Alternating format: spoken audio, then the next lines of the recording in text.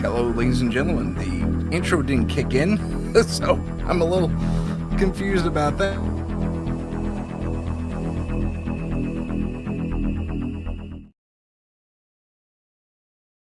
At its finest, ladies and gentlemen. I guess we're having a little bit of a glitch on this end. My apologies for that. Welcome to the show. My name's Tim. It's your favorite paranormal investigator. How you doing today? This is Tim. My name's Tim. This is Paranormal Insight, and my guest today has not quite shown up yet. I guess he's a little delayed. So we're gonna kind of wing a couple things until he shows up, and in case we're all life happens, man. But seriously, welcome to the show. It should be an interesting discussion when our guest joins us. We're going to be talking about holography and how to explore and heal and all kinds of stuff. I guess outside the matrix. And I purposely didn't read his stuff, and now I kind of wish I did because I'm a little. Hey, it's Heidi. Heidi's in the chat. How's it going? She echoed me. She called me your favorite paranormal investigator. Thank you. Appreciate that.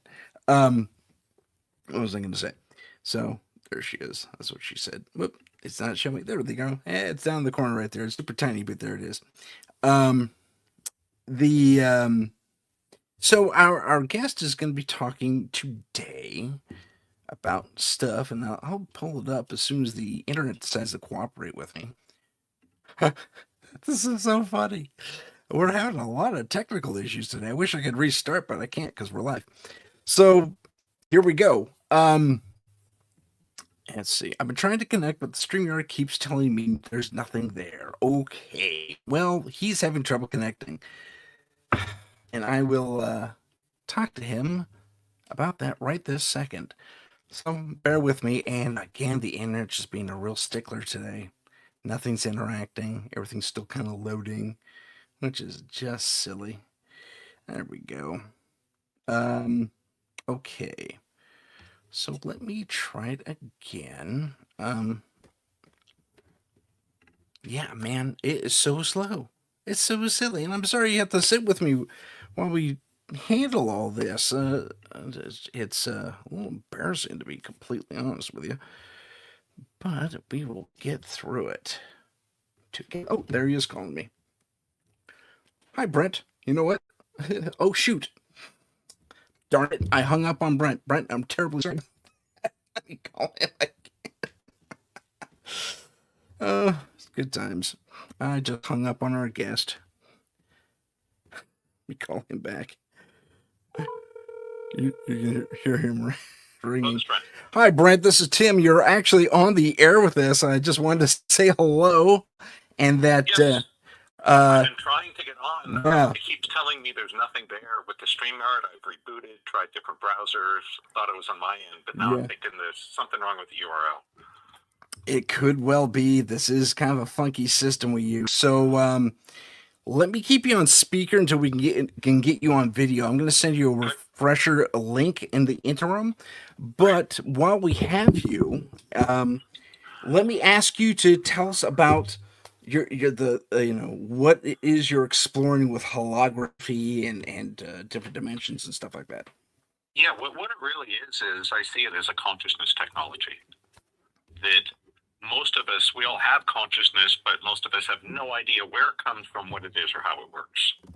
And that the movement feedback holography, it's both a subconscious reprogramming technique and an embodiment process at the same time. Fascinating. Yeah, and there's a lot of ways to program the subconscious, of course, right? Yes. But this is the only process I've ever found that can actually create embodiment, meaning getting consciousness back in the body where it's been mapped out or lost.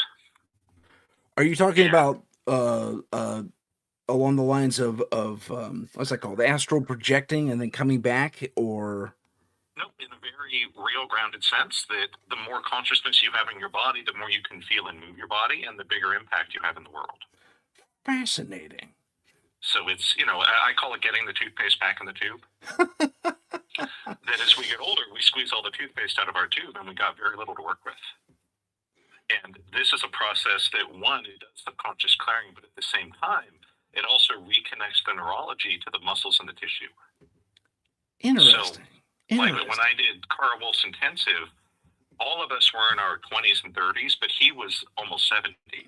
Mm. And he was more flexible and moved more smoothly and was more athletic than any of us. Crazy. And, you know, me and a couple of the guys, we were all CrossFit athletes. Really?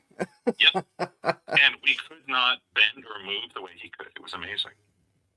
So it's, you know, it's part spiritual awakening, part literal embodiment of consciousness, and part subconscious clearing, kind of all rolled into one. Fascinating. So okay, so how did one you come to this, and two, how do you interact with this holographic self? Sure. The you know, I can tell more of the story when we're live, but Sure. short version, I had my first major life crisis in the 90s and found energy healing in 2003, experienced a miracle, got my life back. But Wow. it was still the same me on the inside, and I was still suffering, even though I had less pain and I could make money. Okay. And when I met Carl, it was literally the day after I declared bankruptcy. Oh. And I thought he was a kook because he had me rollerblade and just kind of criticized me and sent me home. I actually called the guy that referred me and tried to chew his butt off. And he basically said, "Give it 3 weeks, Brent." And I'm like, "Yeah, whatever, right?" Right. But it didn't even take 3 days. So I went bankrupt Monday, met Carl Tuesday. By Thursday night, I had made over $50,000 through my business. Huh. And I would call him back and say, "Oh my God, dude, I'm so sorry. You were right. This guy's magic." Crazy. So that's the short version of how I found him. And, you know, you want to remember when I met him, I had already been a full-time energy healing practitioner for 5 years. Oh, I didn't know that. Okay. So it's not like I was new to the woo-woo, right? Right. I had done everything at that point, you know, psych, data healing, matrix energetics, EFT, all that stuff. And this was a whole level beyond anything I'd seen before, which is why, one, I didn't understand it at first. But it's also what makes it unique. And, you know, again, I have not found anything like it. It is the fastest process to reprogram the subconscious, and it produces, you know, true embodiment, meaning you can feel and move and articulate your body. And ideally also the dissolving of the ego for the non-dual awareness. So they're all kind of there. That's fascinating. So you're saying you can actually take away that nagging negative feeling that's always in the back of your head, kind of a thing. Yeah, it's not always easy. Right? It's not a magic wand that makes everything perfect overnight. Right. But yes, it can fundamentally redefine the you on the inside. That's amazing. Now, does this require changing belief systems, or anything like that, or? Only implicitly. I have other techniques I can use, what I call the second gen, that directly addresses belief systems. Okay. I would say that, you know, things like theta healing or psyche are very powerful because they can change the subconscious code one line at a time the way a programmer would.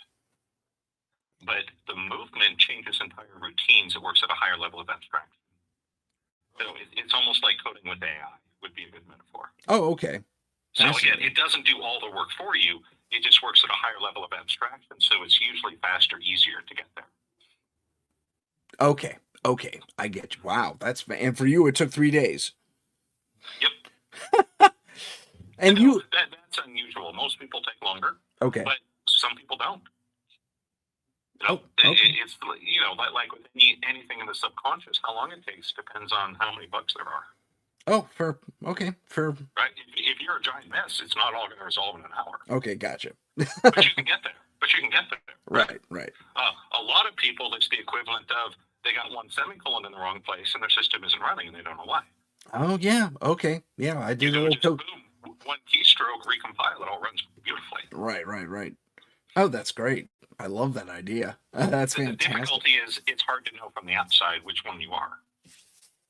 Oh, I see. Okay. So maybe walk me through the first step of that then. Typically, I would most of my students, I start with the lower level work just because it's easier to process. Okay. It's understandable. But when they show an interest, I can introduce them to, you know, the third generation work, the movement. And really, it just starts with shaking your hands in front of Zoom. And from there, I read your energy, give you feedback. beam you with the entrainment medication to put you in the proper nervous system state to receive the change. And then the reprogramming happens almost automatically as we're talking and working. And it's pretty impressive that you can see a radical change in someone's movement and energy in often 5, 10, 15 minutes. Huh. Though it takes a little training to get there. It's a little difficult to take someone that knows nothing and dump them into movement. It'd be like taking a smart high schooler and dropping them into an upper division engineering class at MIT. Some might be able to pull it together, but a lot will just be in over their head. Right. That's why I say most people I don't start there, but someone that has tons of experience, knows the inner work, has good self-awareness, can handle their shadow, then absolutely. And that's really that's really what separates the men from the boys. Can you handle your shadow? Ah, intriguing. So, yes. If you're a typical new ager that just wants everything to be shiny and happy, no, that you're not a good candidate here. This is not that. This is reality. But if you're willing to face your own shadow, you can make incredible leaps and bounds. But it's not always fun. It's not always comfortable. Well, I imagine facing one's shadow isn't. Some of us got a lot of darkness in us, Yep. But that's where all the value is. Yeah. It's a question of, do you only want to tinker around the edges? There's 1,000 things. Like psychiatry, psychology, EFT, lots of great ways to tinker around the edges. If you want to penetrate to the core, I can guide you there. Just know it's not for the faint of heart. Okay. But okay. If you're serious, it's the only tool that can do the job. Again, I don't know everyone and everything, right? Right. But I've been doing this full time for almost 25 years. I've never found anything that's even close. One of our texters, one of our people in the box, first one is Casey. She says hello, and also that she agrees with you that it took years to get over and integrate after a major trauma she faced. And then our second, one of our second chat people, Heidi, one of our regulars, says that it totally agrees with you that you have to know the dark in order to see the light. Yep. It looks like I'm on. Not yet. It hasn't cropped up on my side. Are you? It'll probably take. Oh, and there you are. Okay, so let's hang up from the thing, and I'll bring you on the stage. Talk to you in a sec. Hey, welcome. Yeah, we can hear you just fine. Cool. Thank you. Cool. So, again, ladies and gentlemen, this is Brent Michael Phillips. For those of you watching, and finally got him on. It's so crazy that it didn't work the first time. But we're so happy to have you here. So let's continue on with the conversation. We're pick up where we left off. You said there's a physical stuff and this is the diagnosis tool? Pretty much. Yeah. Okay. It's based on the principle, how you do anything is how you do everything. Okay. That is kind of the core of it. In other words, if you know how to read someone's energy, it doesn't really matter what they do. You can read their energy. Okay. Is this like aura reading? Similar, but we're not just reading the aura. We're reading your core. We're reading your source code. Okay. That to reference Joseph Campbell's work, The Power of Myth. Our myths that we run inside of us are what create the context and meaning in our life. And it's all relative. So, for example, if you took a caveman through a time machine and handed him a briefcase with $1 million, he would just think it's a briefcase. It burns good. Right. With fire fuel. Exactly. Why? Yeah. The caveman doesn't have a money mythology. Money hadn't been invented yet. Mm-hmm. So what we're working with is when you move, you can read someone's behavior, personality, values, everything shows up in how they move their body. Okay. And we've all had an experience of this. Have you ever been around someone that struck you as creepy and dangerous? Yeah, I know what you're saying. Yeah. You were reading their energy. Right. Have you been around people that just seemed really relaxed and friendly and you want to give them a big hug? Sure. Again, you're reading their energy. Okay, gotcha. And the reason we use the movements is simple, that your energy presents in everything you do, everything you say, but it can be difficult to read. Gotcha. The movement is like a magnifying glass. It doesn't change your core, but it makes it bigger and more visible. I see. Okay. And one of the things about Carl was some people would criticize him that, oh, he didn't make me move. He just talked to me. Well, right. He didn't need to make you move. He could read your energy from a conversation. Interesting. One of our Yes. And listeners says that she can read people if they're lying through a text, which I yes, find very interesting. that is a way of reading their energy. Yeah. And so what we came up with is various movements that act as a magnifying glass. They make it easier to look on the inside. And my background is in software. So the Oh, way so I this see it really is, resonated with you, I bet. yeah, we're Yeah. taking a peek at your source code Gotcha. because everything about a computer program is defined by the source code, isn't it? Very true. Right? You change the code, you change the program. How it behaves, where the errors are, where the bugs are, its performance, its power is Right. all based on the code. And humans are the same. Yeah. That it's funny that when I was in grad school at MIT, true story that it's brutally hot in the summer in Boston, Yeah. and grad students cannot afford air conditioning for the most part. So there'd be 2 or 3 nights in the summer when it'd be like 98 degrees and 99% humidity and just miserable. You just can't sleep, right? Right. Right. So we'd all grab sleeping bags and pillows and sleep in the server room. Why? The That's server brilliant. room was air conditioned 24/7. Yeah, man. Our offices were not. They didn't care about the people. They cared about the machines, right? So the Right. computers got air conditioning. The grad students did not. And I remember one night I was laying there watching the computer and it struck me, wow, a human is just like a computer. That your Yeah. body is the hardware. The Interesting. nervous system and the subconscious mind is the software. Yeah. And it's funny, I had that realization and I put it aside. And then about 10 years later, when I had my first experience of an instant healing with energy healing that Hmm. totally transformed my life, I realized, oh my gosh, I was right.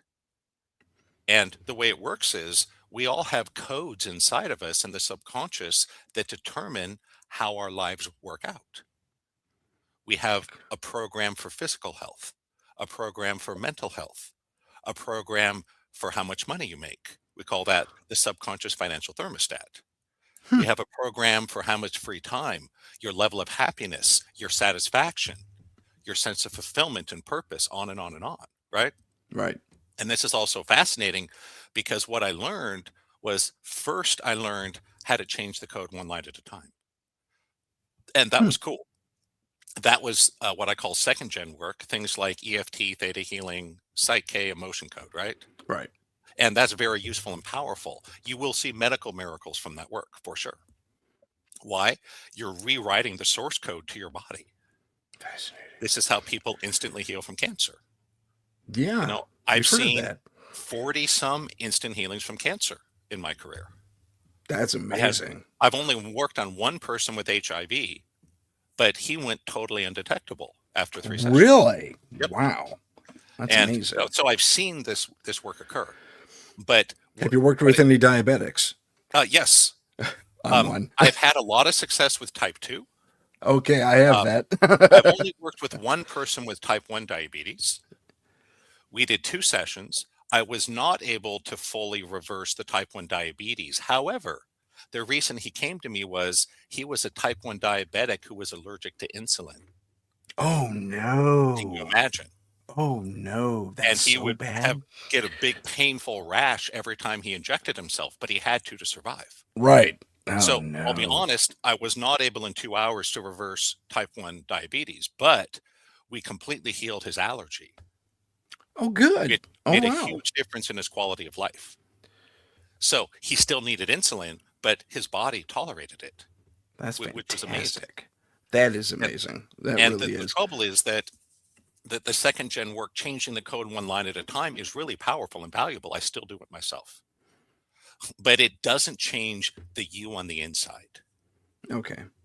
That is what the higher level work, the movement, the beaming, the awakening is for. It completely redefines how you think of what you are and Is how this you relate to the world. I'm sorry. My question that's fantastic. My question is this along the lines of having the mindset that you are a pilot within the brain piloting a body? Is this Yeah, the general idea? I think that's a good metaphor. Okay. That the way I would put it is the mind helps you find your direction. Okay. The mind, through its map of mythologies, says this is where I am and this is where I want to be.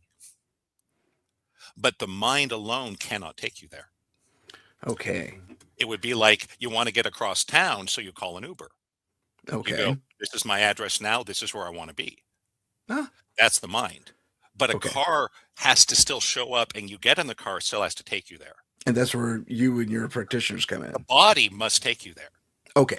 The body is the only thing that can move you. Okay. So yes, the mind, it orients you, gives you a direction. And the body then needs to be empowered to actually do the work to take you there. Because, for example, you may have a great idea for a book. Mm. That's nice. But a book does not directly spring out of your mind into print. Very true. You got to sit at a computer and type it or dictate it, get an editor, all that. Even Right. using AI, that just shortcuts it. It doesn't eliminate it. Exactly. Yeah, I'm an author, so I know where You know speak. exactly what I'm talking about, right? It's a Yeah. lot of work. And guess what? Your body is doing the work, isn't it? Yes, it is. The mind is, we don't yet have a direct brain to computer interface. Maybe someday. When it's safe, yes. Yeah, when it's safe. And even then, if you want to print the book, you still need a physical medium. Yes. Even an ebook, you need a reader, don't you? Yes, you do. Yes. Very good. So, Very nice. yes, I think your metaphor is quite accurate. And I see my job, I'm kind of like the lighthouse. Okay. The lighthouse doesn't tell the ships where to go. It just lights the way so they can see where they want to go and choose to go there. Because most people are in darkness in their life. Yeah. Most people don't know exactly where they are, and they don't know exactly where they want to be. And that's my job, is to help you figure out, okay, where are you? Where do you want to go to? And how do we get you there? Fascinating. Man, You know, that's imagine a ship along the shore. Without a lighthouse, it doesn't know where it is. yeah. You could be miles out to sea, or you could crash into the rocks. You have no idea. This is true. So the lighthouse has no agenda or opinion. It just illuminates. Yeah. Okay. That's I kind of what totally I get want to that. do for people. That's fantastic. That's excellent. Perfectly put. I think I'm getting chills over here. It's fantastic. Fantastic stuff. And you and I are on the same wavelength with a lot of this stuff, I think, which is wonderful. Who was Carl? Because you get mentoring Carl. Sure. I don't know Yes, who that is he's exactly. my late mentor. His name was Dr. Carl Wolf. Carl Wolf. Okay. Yes. And I'll say, if everyone's going to go Google him now, of course, just be careful. What he's best known for is his work in the ancient aliens community. Oh, I thought the name sounded familiar. Okay. So you may have seen him on the History Channel before. Right. And what happened was, he was in the Air Force, and he ended up becoming an engineer, and he was in the control room when Apollo, I think Apollo 12 first went on the dark side of the moon. Okay. And what he said was there were artificial structures there. Yeah. That's right. So that's what he's known for that 5 minutes of his life. That was it. It was just like a little 5-minute window. He's done keynote speakers at conventions, been on TV, yada, yada. Yeah, it's an intense 5 minutes, though. Yes. Yeah, it was an intense 5 minutes for sure. What I know him for was that after the Air Force, he worked for Siemens, the big engineering company. And when he was 27 years old, he was a vice president in charge of 2,000 people. Okay. He was the youngest vice president in the history of the company.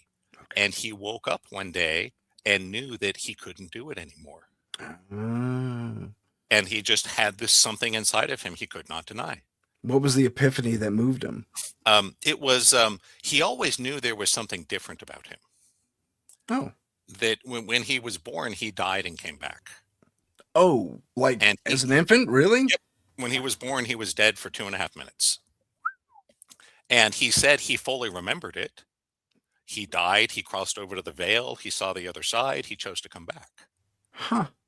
And when he was a teenager, he started to see his powers emerge, but he didn't understand it. He had no context for it. Okay. So he would see people's past lives on their face.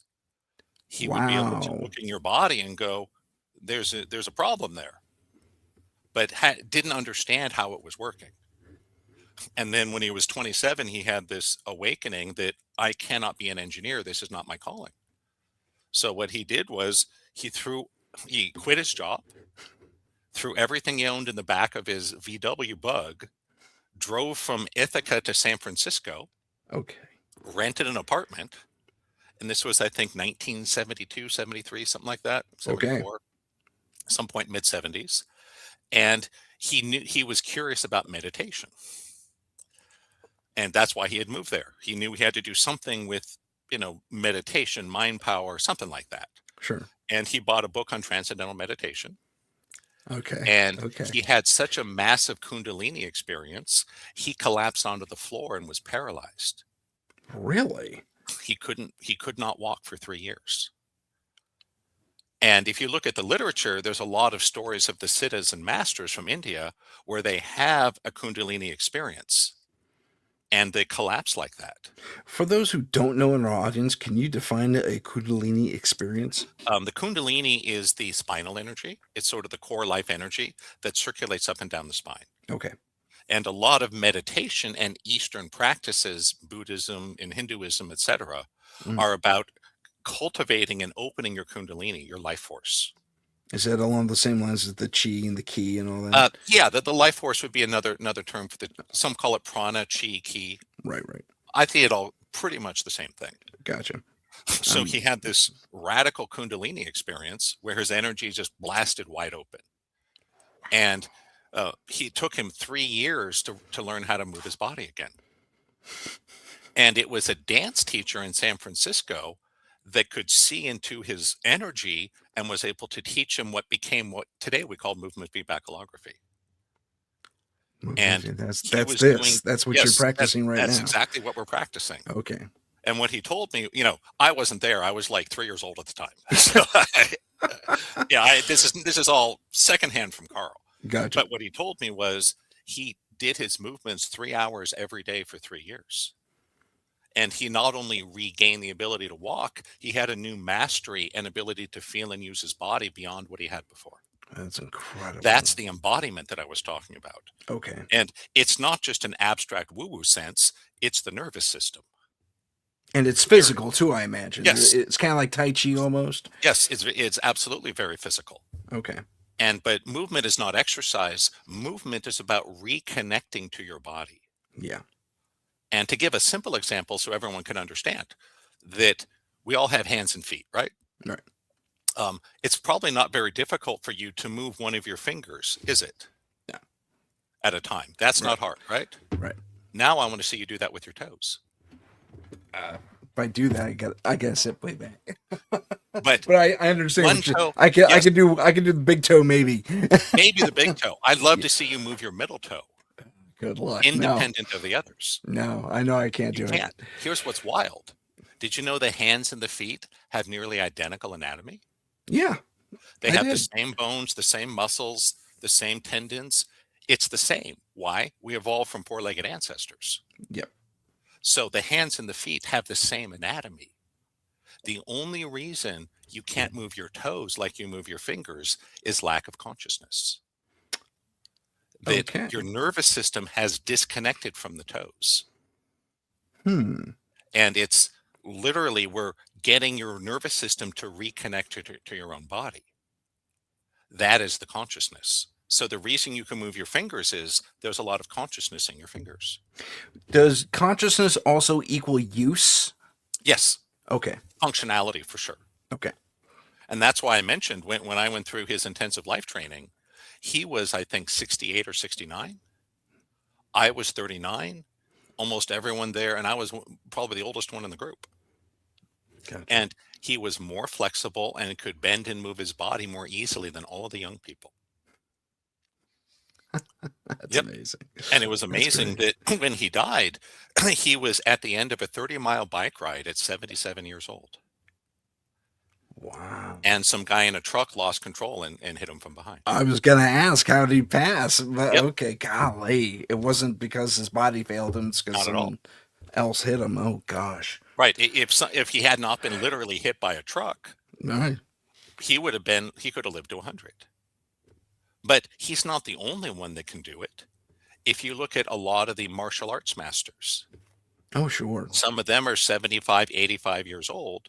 They run and jump and bounce around like a teenager. Yeah, they do. I've seen Why? some of the old guys. Yeah. They have put the consciousness into their body Yeah. through martial arts training. So, and that was actually my introduction to this. My real spiritual introduction was martial arts. Oh, me too. Yeah. When I was I in can college. I can relate. I was Yeah. I started martial arts just after high school. That's awesome. Yeah. And so it was so funny how decades later I reconnected to it. And I still to this day, I say the most important thing I learned in my 3 degrees and 6.5 years at MIT was martial arts. Hmm. All the classroom stuff was great, but that was just building up the mind. Yeah. But martial arts taught me how to inhabit my body. It was embodiment, is pure and simple. But the embodiment, there is more to it than just the embodiment. That's a big piece of it. There's also the feedback loop, which is critical. That when I had my first session with Carl, it was the funniest thing. Again, remember, I had been a full-time energy healing practitioner for 5 years. Is this Reiki or something like that? And or? I had done Reiki and pranic Reiki, healing and excuse theta me. healing and Psych K and matrix energetics. I'd done all these things. And that's all good stuff in its own way. But I had never done anything like Carl's work. Okay. And my friend Brian kept telling me, Brent, you got to go work with Carl. You got to work with Carl. And my last $500 before bankruptcy, I spent on a session with Carl. And I'm like, oh, well, here's my last $500. And it was the craziest thing. Like I said, on Monday, I declared bankruptcy. On Tuesday, I had my first session with Carl. He said, Brent, meet me at the rollerblade station on Venice Beach. And I'm like, that's weird, right? Yeah. I expected him to have an office in a healing center, right? Right. Or maybe work out of his home. I was looking for someone wearing crystals with a Buddha statue and a bead curtain, right? But instead, he had me rent rollerblades. He had me rollerblade around the parking lot for 20 minutes while he videotaped me. Mm. Then we sat in his car and watched the video, and he just criticized me. That's what I felt, right? Okay. Okay. He He was was like- evaluating. Yeah, he was saying you can't feel your left leg here, and you're out of relationship to your past over here. And it was just that. Hmm. We sat in his car for 30, 35 minutes. And then he was like, nice to meet you. We're done. And I was furious. Yeah. I didn't say anything to Carl because I wanted to be polite, but I went home and called Brian to chew his butt off Right. because this did not look anything like healing that I understood. Gotcha. That's the point. So different, right? Yeah, that is different. Yeah. And like I mentioned, what happened was, so that was Tuesday. I met Carl, had my first movement session. Mm. On Wednesday, I had a radio gig. And it wasn't a new thing. I was a frequent guest on Lisa Garr on The Aware Show, KPFK in Los Angeles. Oh, okay. Okay. And about every 6 months, I'd go on her show, talk about energy healing. I'd then have an event the next night. People would show up. I'd give a talk, do a demonstration, maybe pick up a few clients. And up to that point, I had done her show, I don't know, 4, 5, 6 times. Okay. I would have 5, 10, maybe 15 people show up. So it was cool, but it's not like I was getting rich off of it, right? Right. Right. For some reason, that week, the day after the session with Carl, I went on the radio. Thursday night, I showed up at the Bodhi Tree Annex in West Hollywood, where I gave a lot of talks. There was 135 people there. Oh, They were crammed in shoulder to shoulder, like a rock concert. There was a line out the door 30 minutes before I was supposed to start. And I thought they had double booked me with Wayne Dyer or something, right? Oh, okay. Right. I'm like, oh crap, these people can't be here for me. This is impossible. There must have been a screw up, right? No, they were Right. there for me. Oh, wow. And by the end of the presentation, I had made over I don't know if it's for on my my next side. seminar. Oh, look at I that. had booked out my private session schedule for 6 weeks, fully booked. And I went home and I called Brian. I'm like, dude, I am so sorry. You were right. This Carl guy, this movement is magic. And that's what I call the third generation work. That it really rewrites who you are from the inside out in a really profound way. And all you really did was rollerblade around for 20 minutes. That's all I did. That's why I didn't understand it. Yeah. But I'll Well, now- tell you, It took Okay. me 10 years, but I finally found the missing piece. Okay. It was a meditative piece. The repetitive motion. No, it was No. it's all done with the mind. What Carl calls it his beaming meditation. Okay. It's a form of quantum field entrainment. And Interesting. it lowers your brainwave to theta and synchronizes the hemispheres Okay. and increases vagal tone and Okay. rebalances the hormones all at once. What it feels like when you're sensitive to it is everything feels more okay. Yeah. Now, there's fun aspects to it too. You will see auras with your open eyes. You will see people's past lives appear. You can see into the future and the past. You can hear the song of the stars. Oh, It's really that's wild nice. stuff. You can see in the dark at night without light. That's deeper. That's not for day one, right? That's like day 100. But I've experienced all these things. Oh, And that's here's the amazing. thing. When I first met Carl, I was so stuck in my head, I was not sensitive to it. Gotcha. So I didn't realize there was this meditative entrainment going on the whole time. And so each piece in isolation does very little. So you can go shake your hands all day long. Right. All that's going to happen is your hands are going to get tired, right? Yeah. But you add the feedback in, someone's reading your code and telling you what it is. That collapses the myth and opens you to a new level of healing and performance. And it only works because of the entrainment meditation going on in the background. Fascinating. And another one of the success stories, this was Carl's client, not mine. He worked with a man who was a professional swimmer. And he had never placed higher than 8th in any international competition. Okay. And he was on the English swim team for I think it was the 2012 Olympics. Not 100% on that, but Okay. Still. one of the Olympics recently. And he had one session with Carl. Then he went to the Olympics and won a silver medal. So that's something, right? Mm-hmm.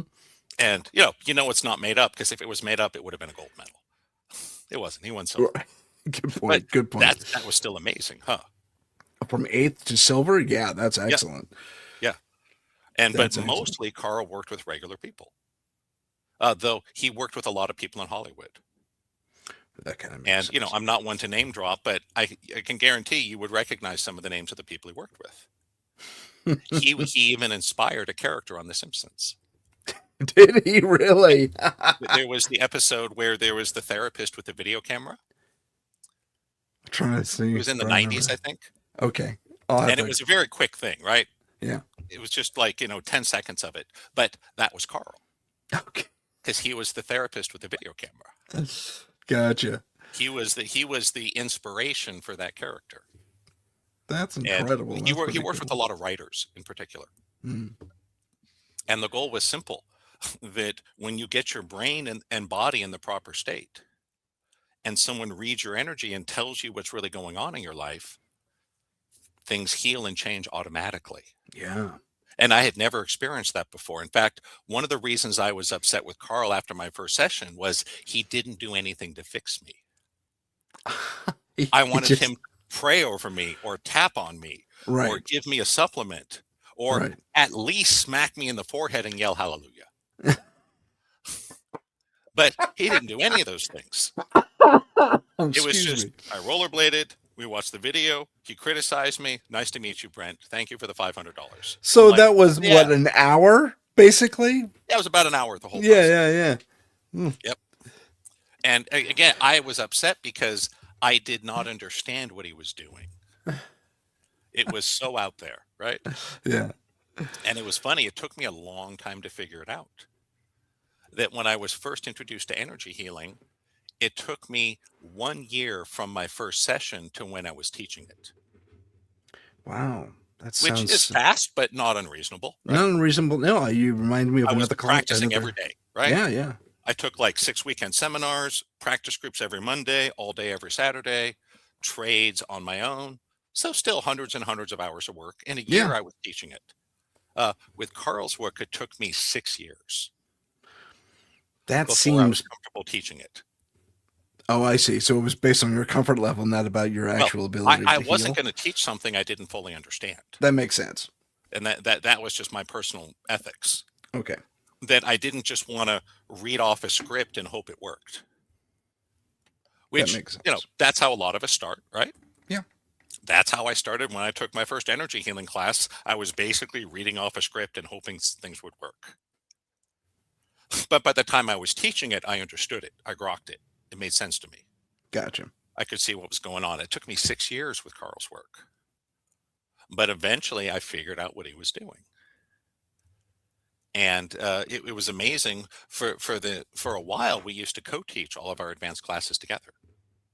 Okay. And we were a great team because Carl had these incredible abilities, but he didn't really understand what he was doing or how it worked. How's that? And well, that's what I found with most of the masters I've worked with, that with most of them, they have some kind of natural talent or ability I see what you're saying. that they have leveraged and developed into a system, a process, etc. Right? Sure. Hmm. But they don't really understand it. They may have theories, but my background is in engineering and science. Right. I wanted to take it apart and figure out how it worked. Right? Yeah. I was that kid that you bought me my first radio. I immediately You took tore it apart. Right. I'm like, this is so cool. How does it work? Right. And that's what I did with energy healing. It's what they taught me at MIT. You work with it, you take it apart, you figure out how it works, then you put it back together and make it better. Gotcha. Yeah. That's really the essence of the MIT way. Figure it out, then synthesize the next step. Okay. And that's what that's my goal with energy healing and consciousness work, is to give people the understanding they need. This is how it works. These are the rules. And the good analogy I like is electricity, that primitive humans weren't stupid. They just didn't have technology. Right. They were aware that they could see a lightning bolt in the sky during a storm, right? Right. They knew what electricity was. It was a mystery. Well, in the 19th century, we figured it out. Maxwell and Tesla and Edison and those guys, right? Right. We figured out how electricity works, and then we turned it into technology. Electric lights, electric appliances, computers, the internet, electric cars, your cell phone, all that. And so today, it would be almost unimaginable to live without electricity, huh? Yeah, almost. Yeah. Yeah. 200 years ago, there was no electricity other than lightning storms and static shocks. So look at how much our lives have changed from just that one piece of technology. That's true. I want to do that with Go ahead. consciousness. Oh, I that'd want be, to yeah. figure out how it works. There are laws in terms of that govern consciousness. Yeah. Just like the law of gravity, the law of electromagnetism. There are metaphysical laws. And when you understand those laws, you can figure out how it works and build technology with it. And that's what I've done with Carl's work in particular. So that's interesting. How did you go about, as you say, you tore it apart? Yep. You basically quantified each step. As best I could. Yes.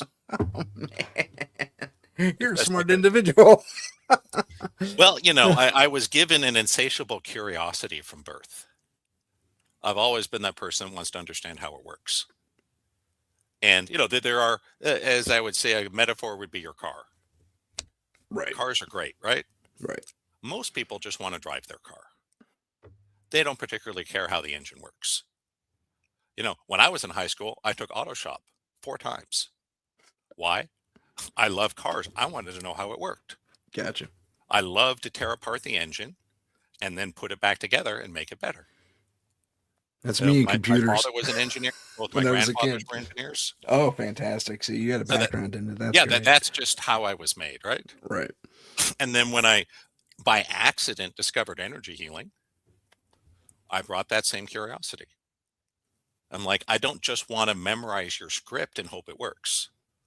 I want to open the hood and figure out what's really going on here behind the curtains. And, just so we're fair, 90% of my students and clients don't particularly care how the engine works either. They just want the results for their life, right? And I have no problem Right. with that. Right. 10-15% are like, hey, I need to figure this stuff out.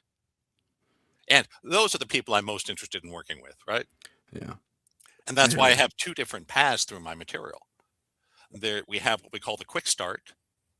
That is, just give me what I need. I just want to get started and see the results. And that's one path. The other path is a lot more training. It's 10 times as much material, but that's making you a master. Okay. If you want to really understand consciousness, energy, manifesting the brain, the nervous system, all these things, then there's a much longer path, but you'll come out with a much higher level of skill. Fascinating. Our friend, I think I mispronounced her name earlier. It's Carre. Says that she taught herself to read before kindergarten. That's impressive. And dissected everything and everyone to understand this reality. I find that fascinating. So she's kind of doing what you did basically. Yeah, I remember, I think I was 2 years old, maybe 3. Yeah. I decided one day I wanted to learn how to tell time. And I still remember it like it was yesterday. I had an analog clock and a digital clock. Oh my And I god. just looked back and forth until I figured it out. That's me too, dude. That's Yeah. exactly what happened to me. I was like 3 or something like Yeah. that. And then I'm like, okay, I got it. I knew how to tell time. Same thing Yeah. with letters. I remember my parents got me this little magnetic blackboard Yeah. with magnetic letters you could put on, right? Okay. And I remember I sat down, I said, I want to learn how to read and write. And I just sat there for hours until I got it. Huh. And so by the time I started kindergarten, I could read novels like an adult. That's incredible. And, I mean, that was just my gift. I had a lot of weaknesses too. Yep. I mean, I have autism. Oh, I didn't know that. Yep. I didn't Is know it that either till I was, in my middle age. so? But absolutely. If I may ask, what type of autism? I know there's different Yeah. variations. They call me high functioning autism or Asperger's syndrome. Really, And the way I would describe it is pretty simple. Okay. There's a slice of reality that I see that most people are blind to. Right. There's another big slice of reality that I'm blind to that everyone else sees.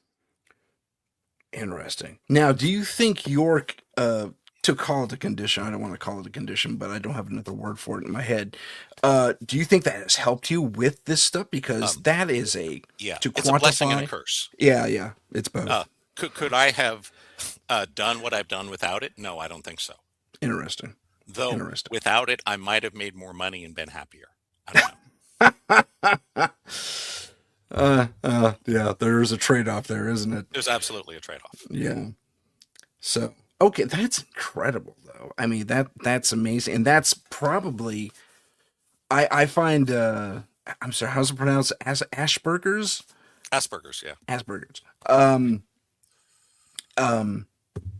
The level of dedicated focus is like a laser beam in given areas of interest. When I was a video game developer, my partners used to joke, a bomb could go off in the office and I wouldn't even notice. Because you're into what you're doing. Because I was so in the zone. Okay, gotcha. I would be totally lost in my work. That's and amazing. That, by the way, is how I destroyed my body. Really? I so completely disassociated from my body, I didn't realize how much damage I was doing to it. So you just too much sitting? You're just always there at the chair? Too much sitting, too much typing. Gotcha. Being frozen in position for hours and hours around the clock every single day for years. Gotcha. And it ruined my body. Yeah.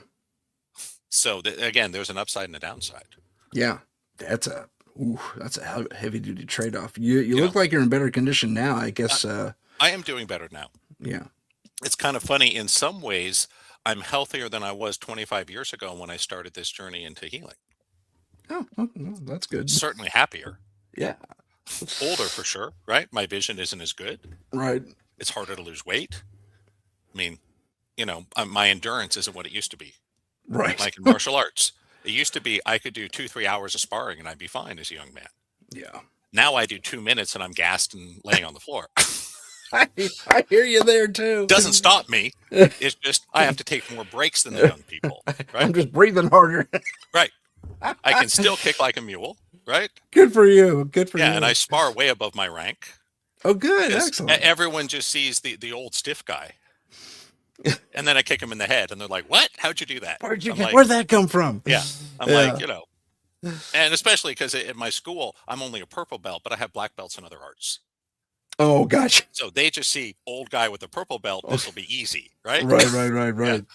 But How many I different can fight arts? first and second degrees and hold my own. Oh, excellent. Good for you. What arts Third, do you fourth, study? fifth degrees beat me. I'm not that good. I'm not Superman. I understand. What arts do you follow? What are Um, your disciplines in? I did a lot of Taekwondo. Oh, me too. That's where I That's started. what I started with. I did Yeah. a lot of Aikido too. Me too. I moved And to the Aikido after Taekwondo. Yep, the Aikido was very interesting to me because it was very spiritual and internal. Yeah. Taekwondo is more of a sport. Yes. I agree There with is that a martial analysis. and spiritual aspect, but it's primarily a sport, which is fine. Yeah. Oh, Aikido is more of an inner spiritual. yeah. And then in the late 90s, I did Brazilian Jiu Jitsu. Oh, good for you. That's a good art Because to get into. when I met Master Joe Moreira, he had just moved to LA from Brazil. Oh, And okay. I had heard about on the internet Brazilian Jiu Jitsu. No one had heard of it, right? This was like Right. 1992. Sure. And I went to the local martial arts store and I said, "Is there anyone that teaches Brazilian Jiu Jitsu?" The guy said, "Yeah, call Joe." He barely spoke English. He charged $20 an hour for private lessons with a master. Can Okay. you imagine? Yeah. And the first lesson, he said, "What do you want to learn?" I'm like, "If I come at you with this combo, what would you do?" Right?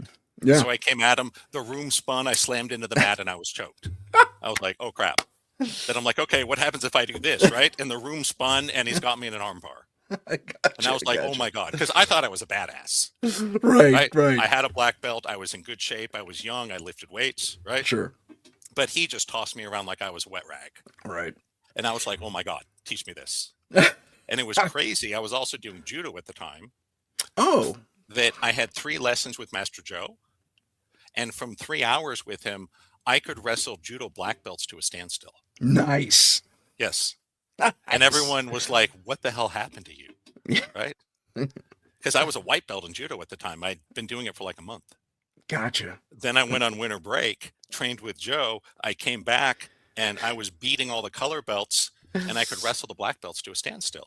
That's amazing. So, but yeah, so that was amazing. But I got knocked out of jiu-jitsu for the same reason everyone does. I got injured. Yeah, I get it. I get that So completely. I loved it, but it's a young man's game for the most part. Yeah, for the most part, it is. Yeah, Yeah. Their elder division starts at 35. that's true. That used to be older too. Yeah. Back in the day, but not anymore. Their normal division is 18 to 34. Right. Once you're 35, you're an elder. You're Yes. Which when I was 24, I was fine. yeah, exactly. Now I'm in my 50s. It seems a little funny, right? Yeah, it does. Like I'm not that old. Yeah, come on, man. Right. I Yeah, can still you and I fight. are roughly the same age, from what I've gathered. So I completely understand where you're coming from on that. My discipline was started out in Taekwondo, Mhm. and then brief teachings of Aikido thanks to the Air Force, which I said Aikido. I didn't mean Aikido. Kempo. Kempo. Okay. Couldn't get into Kempo. Man, I did not like that form. No offense to anyone who knows it or whatever, but not for me. Then I got into Aikido after that. God, sorry, I got a lash or something here. And that was eye-opening for me, Aikido. I loved it. It was There's such a a magical departure. aspect to it, isn't there? It really is. It's such a departure from Taekwondo. I mean, it's an art meant to kick people off horses. You know, that was the whole reason it was created, to dismount riders on horses. But when you get to Aikido, oh, the circles, and watching the old tapes of O Sensei when he brought it all together. Oh my God, he's taking on 20 guys at once, and Yep. they don't know what to do. It's amazing.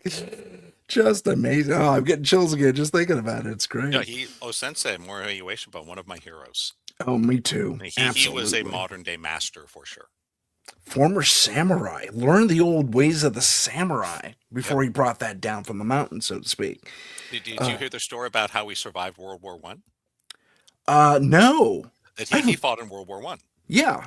And what he said was he could see the streams of light where the bullets were going to be before they were fired. Oh, So he would man. simply move out of the way of this light streams as he crossed the battlefield. Oh, my And that was the same way he did Aikido. He could see people's energy before they started moving. Yeah, And he knew what you were going to do before you did.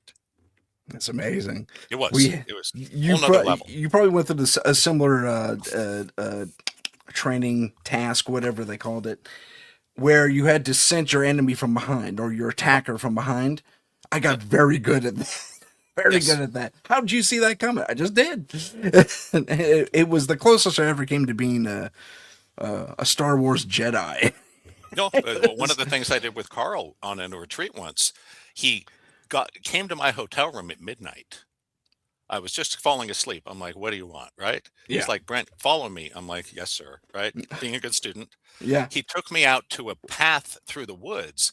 It was like dense forest canopy. Mm. You could not see your hand in front of your face. Right? Okay. And he said, follow my energy. So I had to beam myself into the right state, and I could see a white mist. That was his energy in total darkness. Huh. And I followed him for almost a mile. However, there was one point where he said, Brent, stop, take 3 steps back, turn to your right, continue. So I did it. And when we got to the end, I said, well, that was really weird, Carl. Cool, like Jedi stuff, right? But I asked, why did you tell me to stop? He said, oh, you were about to walk off a cliff. That's funny you mentioned that. That's amazing, by the way. But it's funny you mentioned Don't that. try this at home. No, you don't. I had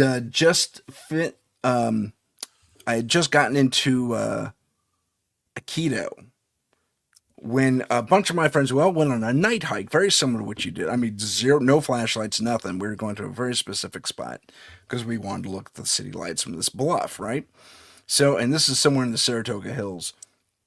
And so we're walking along, and I suddenly realized I could see the trees, like the branches hanging down. It's like, low bridge. Tim, how'd you know that was there? You couldn't see that? And I was reading its energy. And same thing. We had this gouge in the path.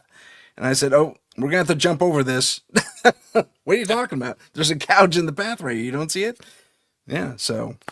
Because your body doesn't need light to see, is what it comes down to. Oh, yeah. Yeah. And it was, in fact, just last night I go with my son to Taekwondo. And we did a blind self-defense drill. And You one of those close your H eyes, you put a blinder on, Yeah. and then someone comes and grabs you, and you have to get out of it without seeing. Gotcha. I was the only one. It didn't bother me at all. I could feel where they were coming from. Nice. And from all my Aikido and Jiu-Jitsu work, I don't need to see you. Once you touch my body, I know everything I need to know. Yeah. And I was like, this is easy. Everyone else was freaking out. This is so scary. I don't know what to do. I'm like, really? But yes, in martial arts, they teach you that sense. That's what Carl had. That's amazing. embodiment. It seems supernatural. It's not. I would say my smartphone, if you took this through a time machine back 100 years, Yeah. it would seem supernatural, wouldn't it? Yeah. It would be, is this an alien artifact? Is it magic? Is it the devil? Right, No, right, it's just right. technology. Yeah. And in the future, I believe everyone will be able to do these things. This will be taught in school. Oh, that would be fun. Yeah, that's my vision for the future. That's Learn amazing. how to be a human. Use your consciousness. I think everyone should learn it, should become a healer. Why not? We all have the ability. Just like I think everyone should learn to play an instrument. Why not? Yeah. It's not that hard. It's a lot of fun. It's good for you, right? Right. And what I tell my students is, if you do a couple hours of training with me, even if you only do one healing on yourself the rest of your life, isn't that worth it? That's I think a very so. good point. Yeah, it would be, especially if it works. Right. And I want to be honest, this is not a magic wand that makes everything be exactly how you want. But it does create effects that we call miracles because we don't understand the technology. I want to decode it and go, it's not a miracle, it's technology. This is how it works. And Just like it's to a caveman, biological.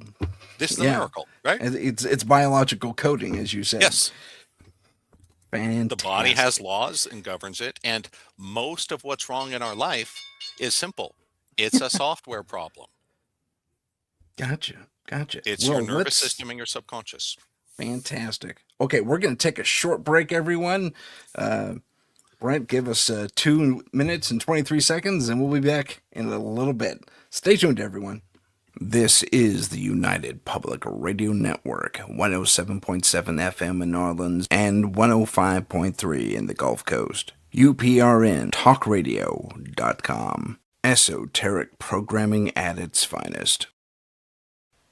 Long ago in the ancient world, the Trebus Omnes Lux, later known as the Tridents, were celebrated heroes, defenders of humanity against unspeakable monsters.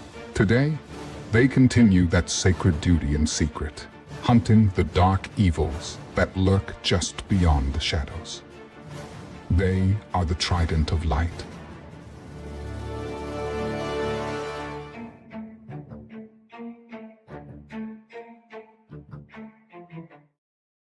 And we'll be right back after this.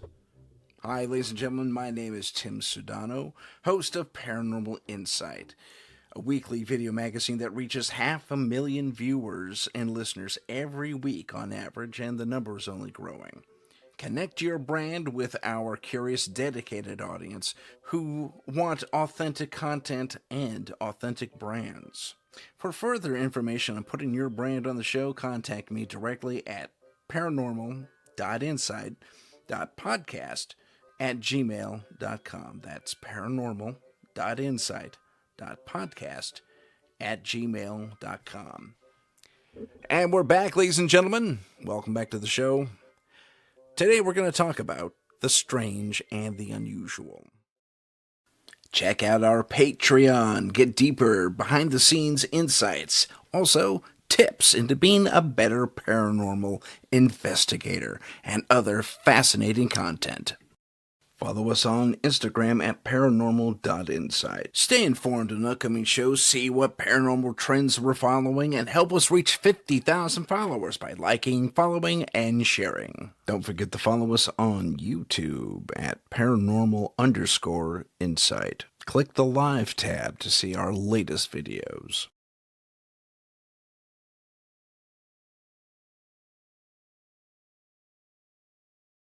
There we go, we're back. The internet's kind of goofy today. Welcome back, ladies and gentlemen. My name is Tim Sudano. This is Paranormal Insight, and with me is Brent Michael Phillips. He's the founder of the Awakening Dynamics. I'm sorry. I'm so sorry. It's really tiny print. I can't redo that well. Welcome back to the show. Someone said, what's your information? So I'm going to ask you to tell everyone about you and your work and where they can reach you. Sure. So I'm going to give everyone 2 easy resources. So for anyone that just wants to learn more, browse at your own pace, check out my YouTube channel. Got a couple hundred videos on all sorts of different topics. You can learn a lot more about me and my work and how I think about things. So just go to YouTube, type in my name, Brent Michael Phillips, it should come right up.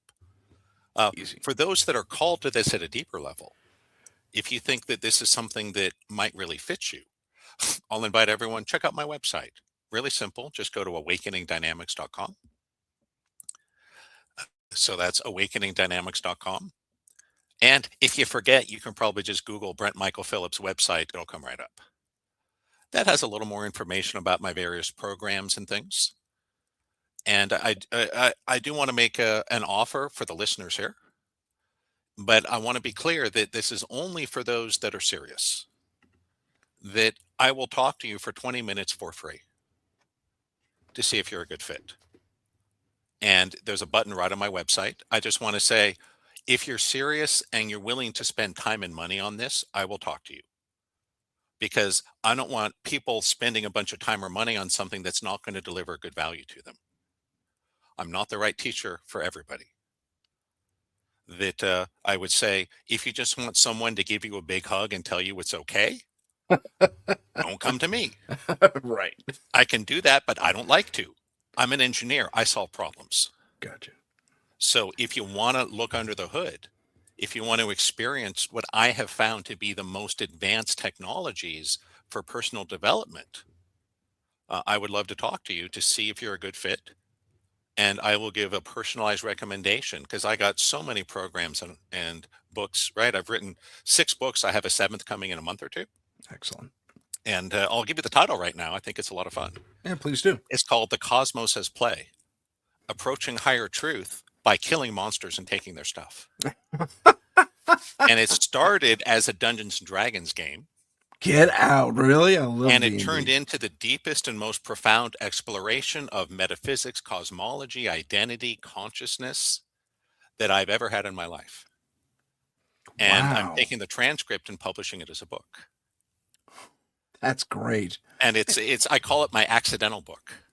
Okay. I didn't mean to write it. I was just playing D&D to have fun over the holidays. And it turned into something totally different. You found a So deeper that'll meaning. be my next book coming, again, 2-3 months out. Still got a lot of editing, formatting. You're an author, you get it, right? I get it. There's a gigantic chunk of work between your manuscript and publishing. Yeah. So I'm in the middle of that. Excellent. But the biggest thing is my website has different starter programs for people.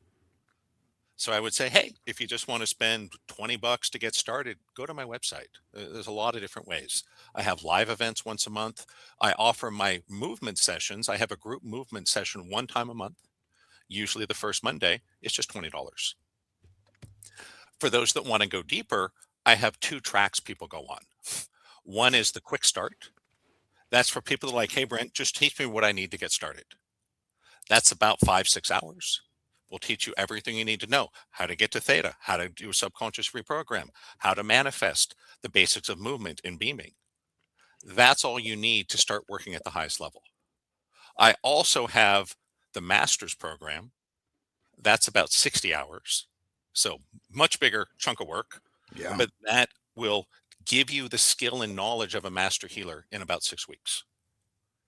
So if you want to know how it works, you want to go deep, you want to be a practitioner or teach this or practice it, I have that path too.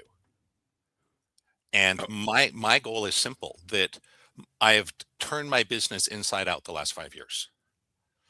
I used to focus on selling information. Oh, Take my class, read my book, listen to my program, right? right. I still do that, but that's now my second priority. My first priority is building community. That's why I want to talk to people. I don't just invite you into the community anymore. No, I have to recruit you, and it's nothing personal. Yeah. Just, I want just the right people there. That And makes sense. is the people that make the biggest shifts are not the ones that get all the information and go off on their own. They don't go very far. It's the people that show up in the community, engage with others, practice, exchange ideas, friendly arguments, discussions, right? Right. It's like if you wanted to learn karate, you go read 10 books on karate and become a master on your own. No. Karate. Then you go to a tournament, you're going to get your butt handed to you, aren't you? Yeah. Healing, consciousness, advanced meditation, inner mastery is the thing. If you're serious, I want to bring you into the community. Then I will guide you. You need this program. You need that program. Because I've created so much content, it would take you years to go through it all. My goal is not for you to go through all the content. My goal is for each person to get what they need to move them forward. And the fact is, it's different for each person. So again, I will make that offer. I will talk to you for 20 minutes for free, but please, only if you're serious. If you're not, if you want to kick the tires, go to my YouTube channel. Go to the website. Lots of cool stuff there.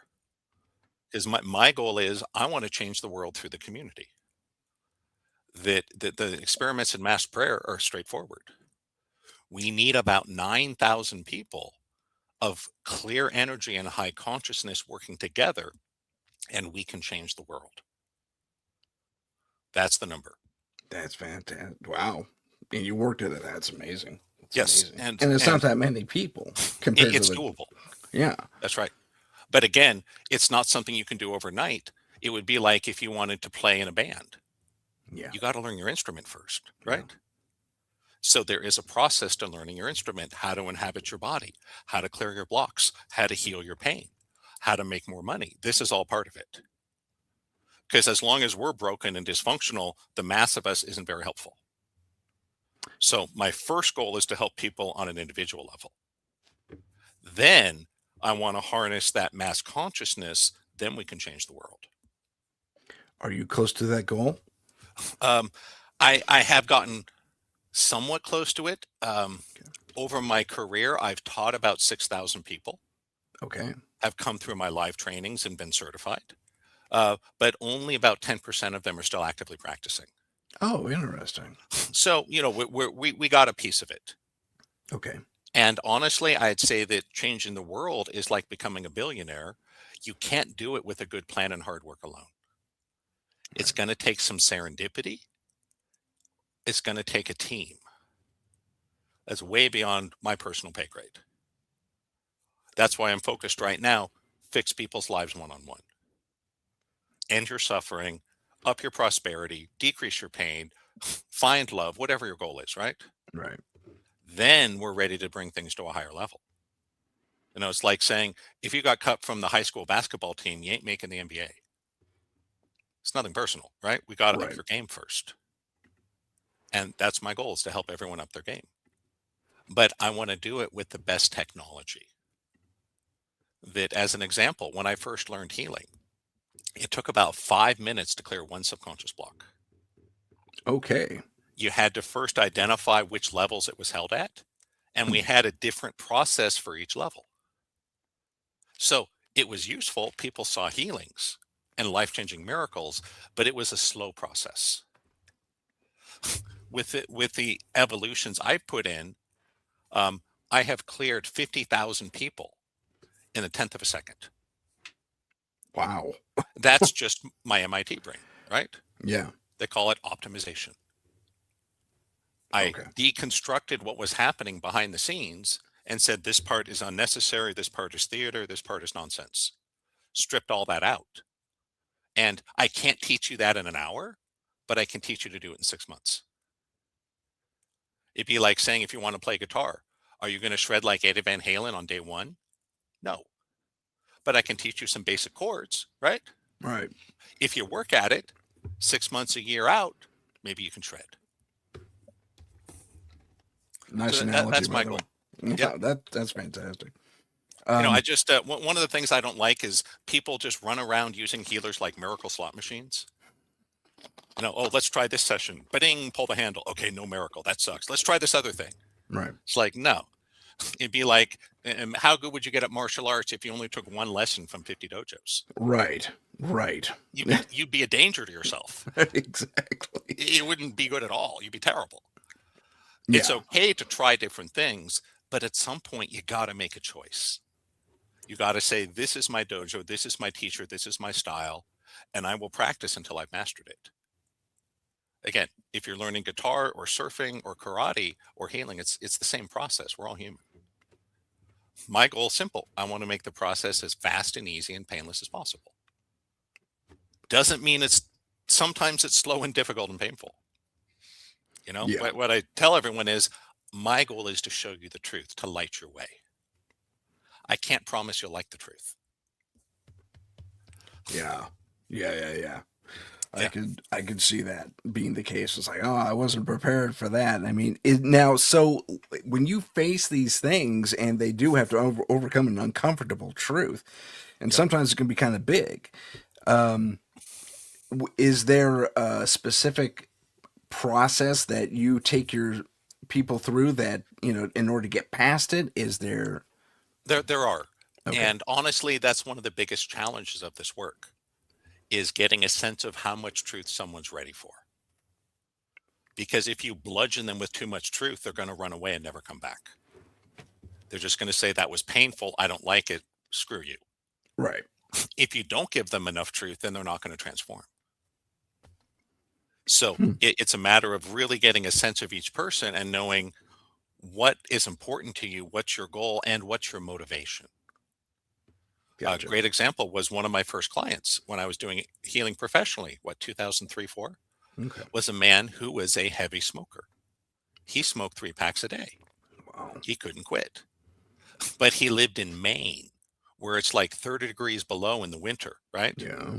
So he didn't want to go outside to smoke. He was smoking inside. His 5-year-old son got asthma. Oh, And the doctor said, if you keep smoking inside, he could die. wow.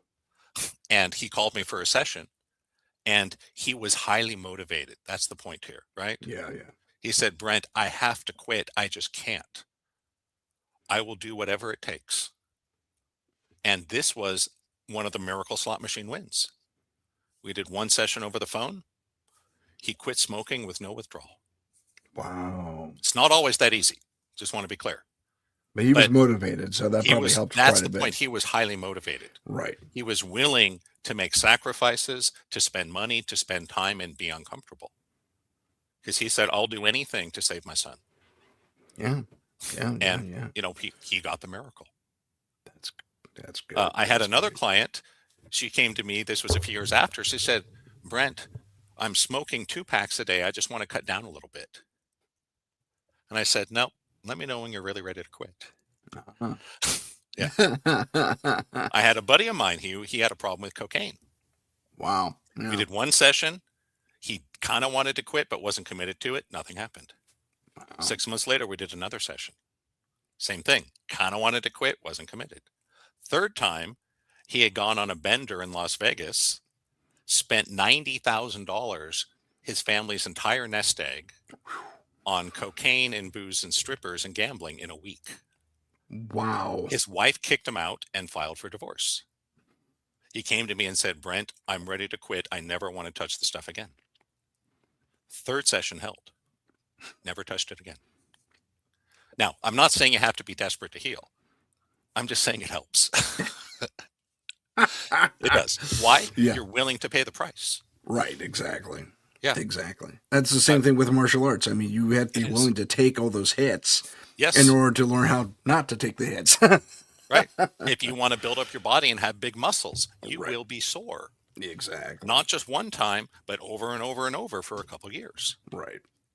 You know, if you want to have a child, that's not a lot of fun for a woman in labor. But what comes out the other side is so wonderful and so beautiful, it's worth it.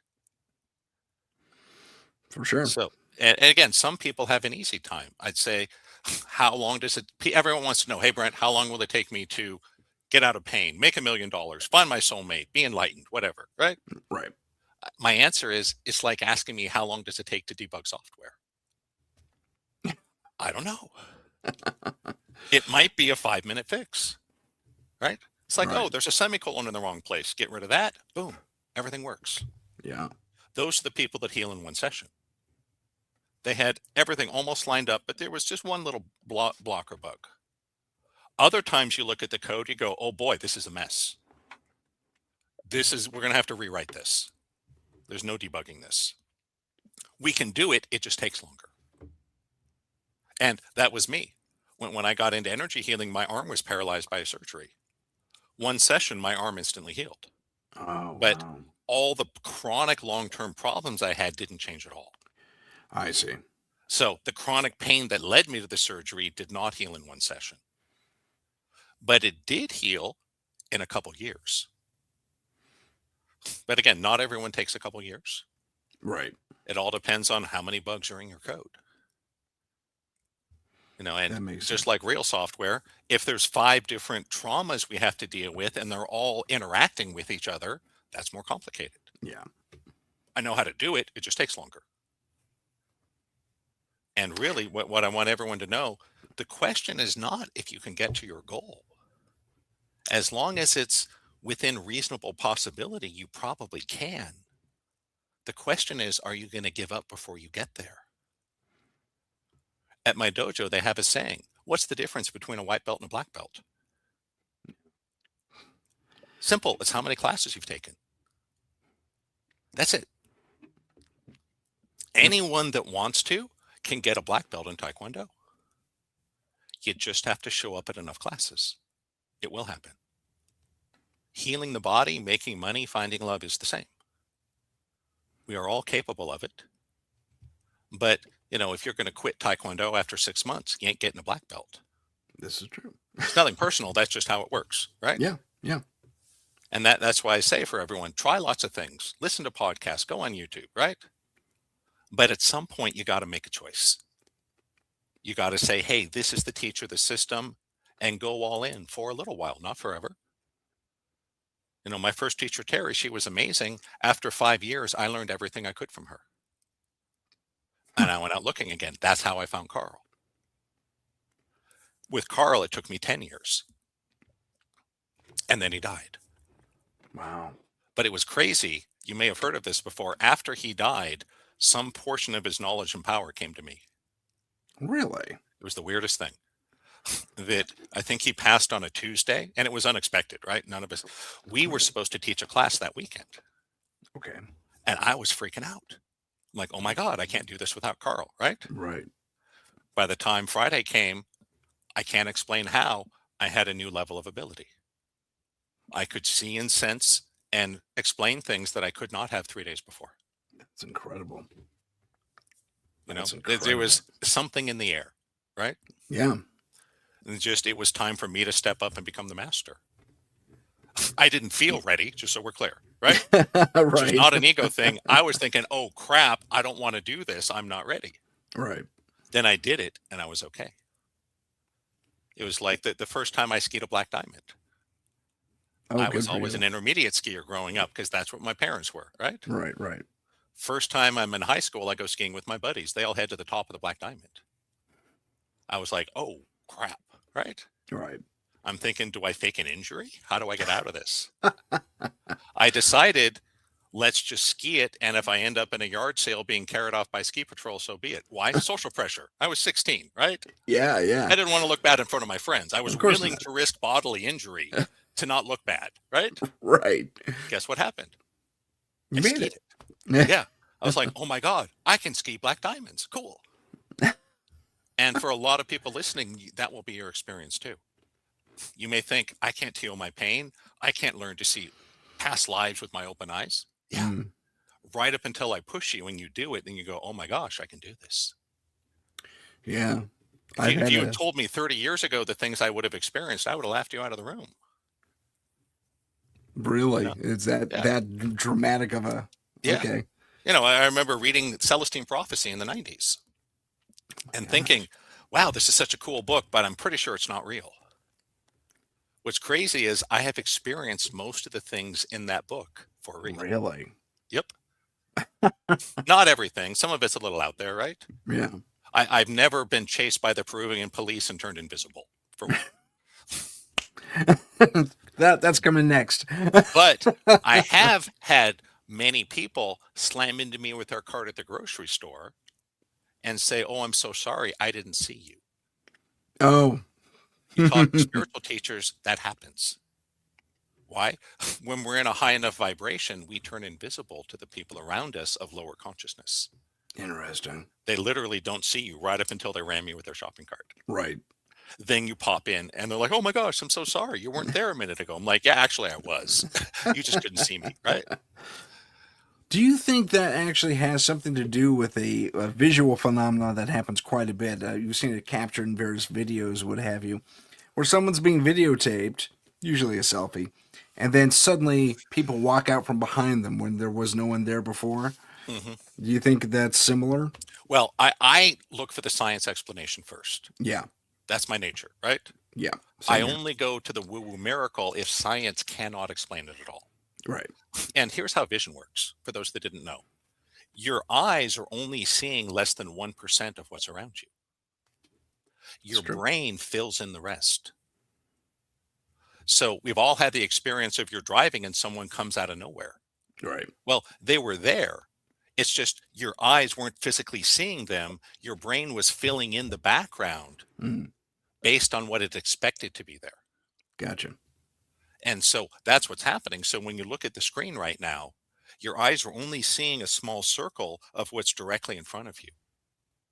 Okay. Everything in your peripheral vision is filled in by your brain, not from what it sees, but from what it expects to be there. I see. So if you're out of that one little circle, if their brain doesn't expect you to be there, you are not there. You are invisible. Interesting. Just like that car that comes out of nowhere, right? Right. Here's a hint. It didn't come out of nowhere. That's true. Physics doesn't work that way. Right. Right. But your perception didn't key into it until it hit that little window where your physical vision activates. And it's a Interesting. little scary to think about that. Most of what we experience, what we see, hear, taste, smell, is not a direct interaction with the environment. It's an illusion created by the mind. Wow. And magicians know this. Yeah. They know that if they have your attention here, they can do anything they want over here and you won't see it. That's true. Yeah. Distraction. So again, that I think can be explained by science. That's intriguing. And it is fascinating. And I know both Tara and Carl had the same experience of having people run into them. Carl used to like to rollerblade along the beach in Santa Monica.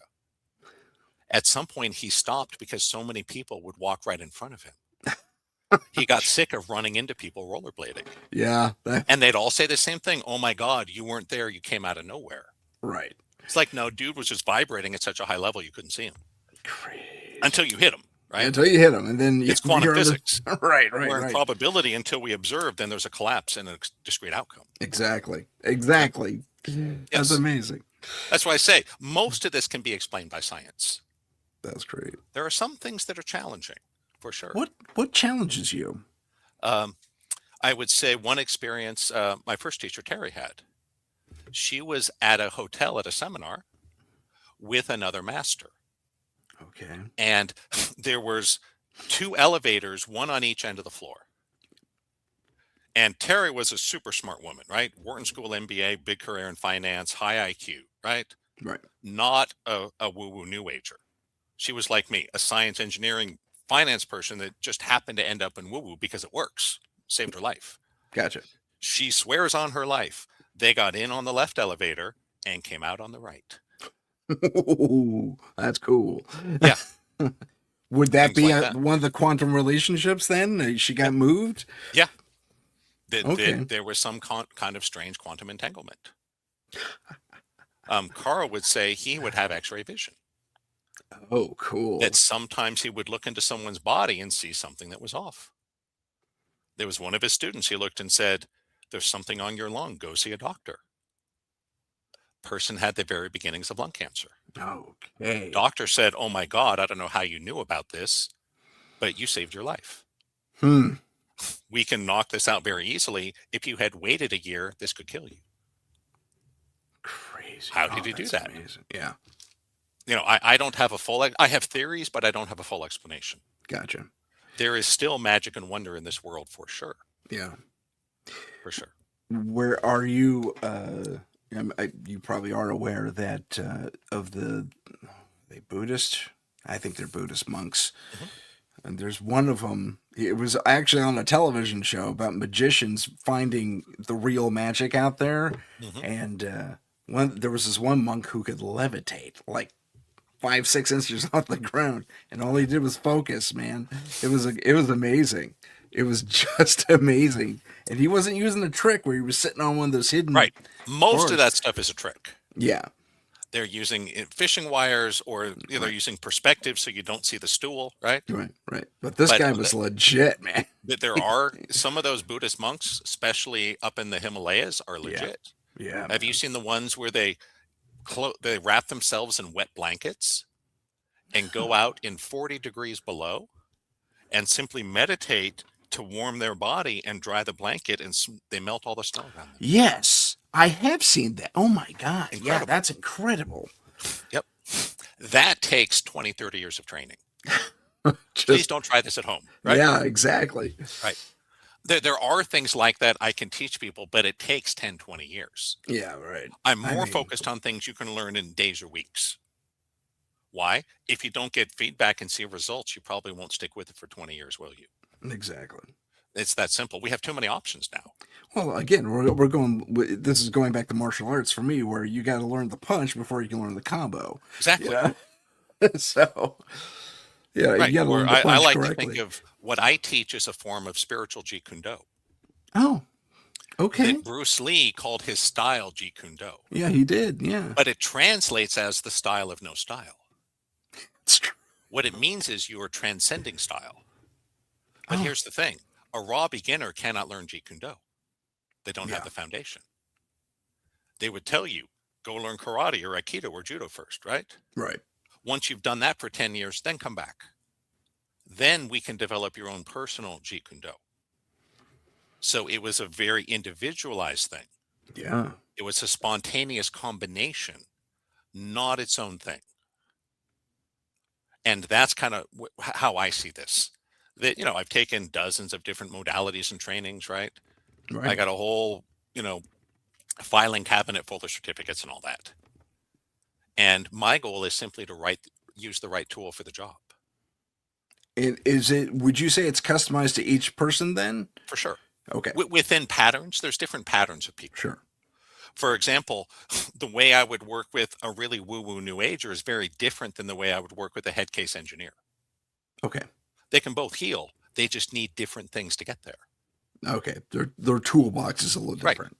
No, the way I would explain it is I live in Las Vegas. If I wanted to go to Tokyo, there's not one mode of transport that can get me there. But if I walk to my car, drive to the airport, and fly over the ocean, that works. Yeah. But notice it's 3 modes of transport. Right. Right? Right. I have to walk to get to my car. I have to drive to get to the airplane. The airplane carries me over the ocean. Then most likely I land at the airport, get in a car, takes me to my hotel, and I walk up to my room. Oh, it's cyclical. Yeah. Yeah. I like it. So, that's why there's not just one tool I use. The movement, I think, is the single most powerful tool because it can do things nothing else can. But if you wanted to build a house, what one tool does that for you? Hammer. Nope. Oh, you're right. You're right. A hammer wouldn't build the foundation, would it? No. How are you going to cut boards with a hammer? Exactly. Yeah. I just think you're going to have a hell of a time twisting in screws with a hammer. And how's the hammer going to carry all those construction materials to the work site? Good point. Yeah. At minimum, you need a hammer, a saw, a screwdriver, a ladder, a pickup truck, right? Yeah. And a bunch of workers. So the magic is in the combination. Again, like martial arts. Yeah. Is there one indefensible super technique that wins every fight? No. If you watch MMA, they are all strikers, aren't they? They're all grapplers. Right. If you go into MMA without grappling, you lose, period. Right. That's why I tell the black belts at my Taekwondo school, you can kick me in the head, but as soon as I get my hands on you, it's game over. If you don't know how to grapple, you lose every single time, 10 out of 10. So there is no one perfect technique. You have to find the right combination in the right timing and rhythm. That's what wins fights. And that's what heals bodies, builds careers and relationships, marriages, sense of purpose, whatever it is. And that's why I call it the Jeet Kune Do. I got a lot of tools in my belt. Sometimes I tell people to do traditional meditation. Not very much, but sometimes I do. Other people need belief work, changing the code one line at a time. Other people need to do the movement. It's all about where you're at, where you want to go. Interesting. What Carl taught is there's no single behavior or way of being that's inherently superior. We simply must be well adapted to our environment. I like that. That's the goal. So if you live in the ocean, is it better to breathe air or water? Water, right? If you live on land, what's better, breathing air or water? Air, of course. Yeah. Well, air. Yeah. It's that simple. Right. It's all about where are you? Where do you want to be? What's the environment you exist in? And a lot of the subconscious work is simply letting go of old patterns that worked in the past but no longer fit the environment.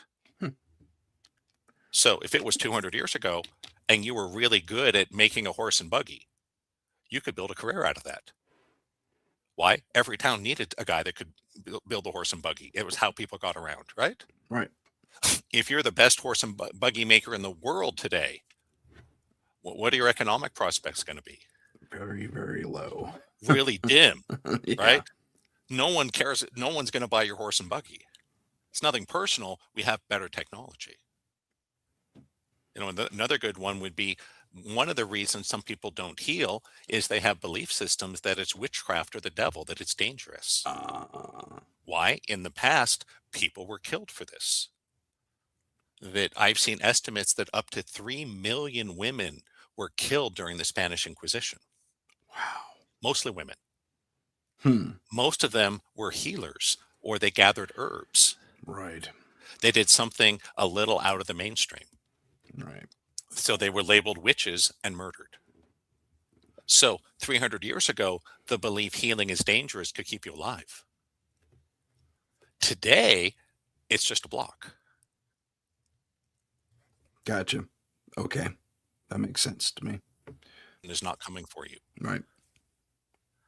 But again, so a lot of these old subconscious beliefs, most of them come through genetics from our ancestors.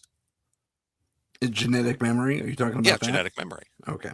A lot of it is childhood patterning too. Okay. We all find a way to survive as children. And the behaviors that worked when you were 3 years old may not work so well when you're 50. That's all. It's nothing personal, right? Yeah. But yet many of us are still trying to run the old solutions to the new problems.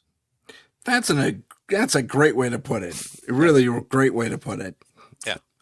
And human nature is we have to be absolutely convinced the old way doesn't work before we let go of it. Right.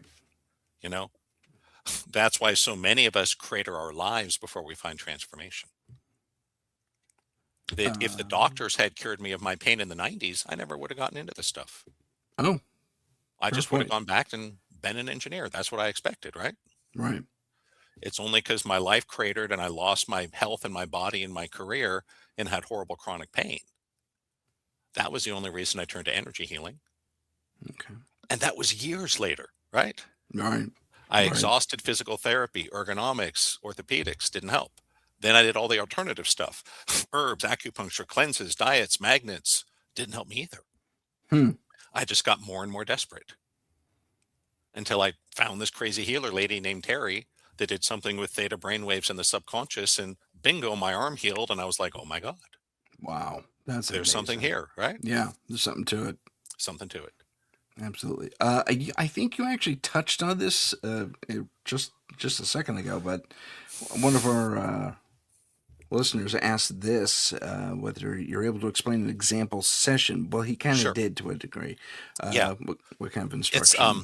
Most people, I start with what we call digging. That's the second gen tools. Okay. So you tell me what's going on in your life, and we go through your subconscious and fix the bugs. So it's probably, 60, 70% subconscious reprogramming, and the rest would be coaching, strategy, new perspectives, ways of seeing things.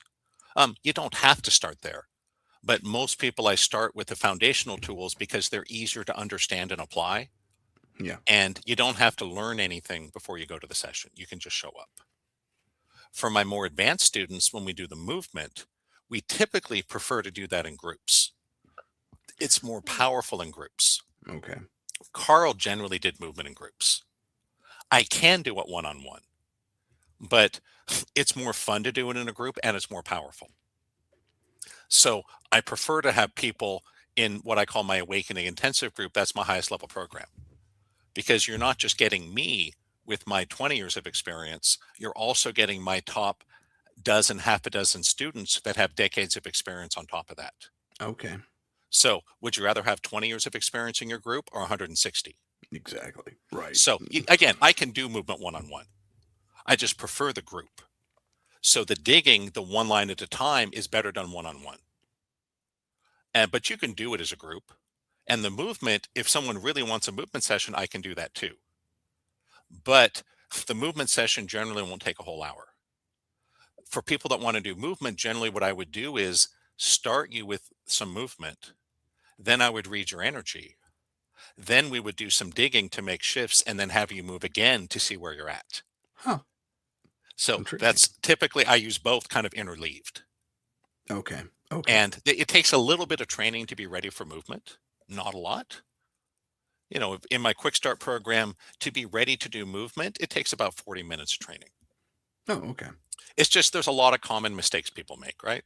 Right. And if you jump right into it without the training, it'll still work. It just takes longer because I have to explain it and correct you as we're doing it. That makes sense. So it's okay, right? If you're crazy busy, have a stressful job, don't have any time, no worries, just show up. We just may need 2 or 3 sessions instead of 1. If you're And- able to do the training ahead of time, I can just hit the ground running faster. That's all. So, but yes, we can do movement, and you will see a difference and feel a difference just in the first session. That you Wow. look at your movement before and after, and that's what I tell people to do. I say, I'll give you the recording if you want it. Watch the first 30 seconds of your movement at the start of the session, then watch the last 30 seconds at the end. Hmm. If you don't see a difference, I didn't do my job right. But it's not just visual, it's kinesthetic. It's the feeling of it. Gotcha. That's the most important thing, that you can feel a difference in your energy. It's like taking off a corset that's too tight. That there's this freedom that wasn't there before. Right. And I've had plenty of people, especially when we do the beaming meditation, that they come to my class and they're in tears afterwards. And they'll come up to me and say, my God, Brent, I've been in pain nonstop for 3 or 5 or 20 years. It's reduced or sometimes gone. Wow. And that alone is a huge benefit. Does it come back? Usually, but not always. Again, it's a matter of, did we debug the source code, right? Gotcha. Yeah. If it's just one little bug, one experience of beaming may take care of it, and your pain may never come back. That was my experience when I had migraines. I had brutal migraines for over a year. Wow. Actually, kind of Carl's fault.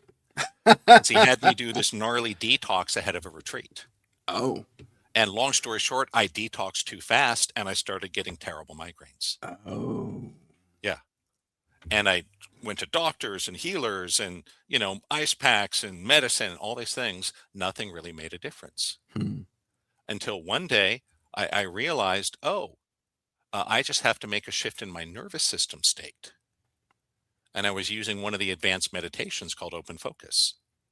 I used it exactly one time and I never had a migraine again. Oh, wow. Again, Fantastic. That was a miracle slot machine win, right? Right. They're not always that easy. I had another woman, and this is so interesting. One thing I learned is the transformation starts when you commit to it. You don't always have to go to the session or the class. Okay. Sometimes signing up, paying your money, making a commitment of time and energy is enough. I had a woman about 7 years ago. She came to one of my talks and was blown away. She was all in. She bought everything I offered. Every program, right? Right. Including like 25 private sessions. Okay. And her thing was she was trying to get pregnant. She had spent years with, in vitro fertility, all these things. Ooh. Something like $250,000 spent. Okay. Doctor said, it's game over. You're too old. Don't waste money. And I told her, I think we can do this, but you do this program and this program. And it was a whole 18-month process I laid out for her, right? Okay. 3 weeks in, she had taken one training. We had 2 sessions. She got pregnant, delivered a healthy baby. And just so we're clear, pregnant by her husband. Okay. Right? We worked over Right. the phone. Right. And she was thrilled. That's fantastic. Yeah. And she stopped coming. Why? She got what she needed. Again, Right. That's an exceptional case. They're not all that easy. But here's the thing I want people to know. The commitment is key. That's why healers will say, if you have no skin in the game, nothing happens. That's why Carl charged $25,000 for his program. Okay. Why is that? He only wanted people that were really serious. That's a big commitment, isn't it? That's a huge commitment. It's a huge commitment. When I first heard about it, I laughed. I was like, are you kidding me? I just went bankrupt. I can't do that. Then I worked with them and I'm like, okay, I'm in. Yeah. Sign me up. And I spent the money. And, I'd estimate that since then, that $25,000 has probably added at least $2 million to my income. Okay. Compared to what it would have been otherwise. Right. That's So, a hell of Take a that to your financial ROI. advisor. Yeah, exactly. Hell of an ROI, right? Yeah, I want to invest $25,000 now, and 15 years out, I want to have $2.5 million. They'll laugh at you. Yeah. There is no investment unless you're going crazy risky cryptocurrencies or something, right? Right. Right. Most of those you're going to end up with nothing. But, again, so the commitment is a part of it. That's why I said anyone that really wants to work with me, I'll work with you. I'll talk to you for free. It's a big chunk of my time and energy.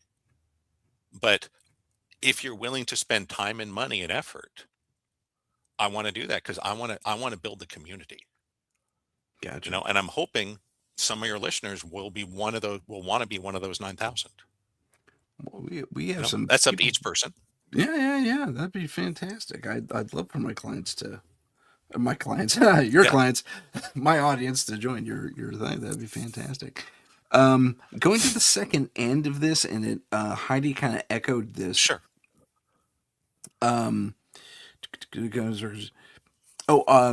Let's go a little deeper into your assessment thing. You said there's a 20-minute conversation. Sure. Well, that's part of the assessment process? Yeah. Okay. Yeah. Basically, there's a short application. It's like 6 questions. What's your email? What do you want to accomplish? Have you done? Simple stuff, right? Yeah. Then I really want to ask you. I'll say, give me 3 to 5 minutes on what I need to know about you. That's the first part. Okay. Whatever the most important things are. Then I'll ask you, where do you want to go with this? In other words, why aren't you totally okay with your life right now? Not criticism, just saying, what is it? Yeah, Is it your right. physical health? Is it money? Is it relationship, sense of purpose? Do you have emotional issues, addiction, whatever it is, right? Right. Then that kind of gives me a sense of where you are and where you want to go. If that makes sense? Yeah. Then I can turn on the lighthouse and go, this is how I think we get there. And it's not the exact same for everyone. Every solution I give is unique and custom to that person. Interesting. Okay. Now, most healers and coaches have one system or program they try to force on everybody. Okay. Nope. Yeah. Everybody I talk to, if I decide you're a good fit, I give you a custom solution. Why? I have way too much content for you to go through all of it. I have a couple serious students that have gone through all my content. We're talking like 6 people out of 6,000. Okay. Right? It takes a couple years. Yeah. One of my favorite people, his name's Clifford. One of my best fans. We're good friends. We go to concerts together. He's amazing. He's actually gone through all of my material. Oh, wow. And I'm like, wow, that is serious, right? I don't know if I have the patience for that. And you wrote it. Yes, and I wrote it, right? But I wrote it over 20 some years. Oh, I see. He went through all of it. Took him like 2 years. Okay. But my goal is I don't want to waste your time on something that's not a good fit. Right. Right? I got a whole program about teeth and dental health. If that's not your thing, don't spend time on it, right? Mm-hmm. Brent, my teeth are fine. Great. On to the next thing. Now I have a whole program on autism. Oh, Most fascinating. people don't have autism, but I do. That's why I wrote it, right? Right. So there's sort of some core pieces that I want everyone to learn. How to get to a theta wave, how to do a self-healing, how to clear your space, how to clear a subconscious block, how to install code into the subconscious, how to manifest things into reality, the basics of movement and beaming and awakening. That's kind of the core curriculum for everybody, right? Okay. That's like 10% of it at most. Gotcha. The other 90% is all based on where you want to go. I have courses on building a business. I have courses on charisma and presence. On and on. I have courses about anger, courses on emotional eating. There's something like 70 or 75 courses I've developed. That's amazing. And my goal, again, is to give you what you need. Most of it won't be relevant to every person. And for the community, I want you to have that core skill level. It's kind of like going to a Taekwondo dojo. Did they let you walk in off the street and spar day one? No. You generally, you start as a white belt. In most dojos, white belts don't get to spar. That's true. That's very right? true. You have to at least be the next belt, yellow or orange or whatever it is. Right. They need to make sure you know the basics Right. and you have the right equipment. Yeah. Up here. Muscle memory. Yes. Yeah. Yeah. All the basics. Yeah. Once you, like at my dojo, they didn't let me spar for about 2 months, even Really? though I came in as a black belt Okay. from another style, right? Yeah. They still made me go through the white belt drills, and I had no problem with that. Yeah. because they want to make sure you know the fundamentals. Then you can spar and it's fun instead of dangerous and scary. Oops. And so again, for me, the fundamentals takes 6 hours. That's it. Okay. Once you've done your 6 hours, then you can join our practice groups and movement groups and all that, and you hit the ground running. For those that want to go deeper, the rabbit hole is almost infinite. That's why I say it'll take you 2 to 3 years to go through all my material.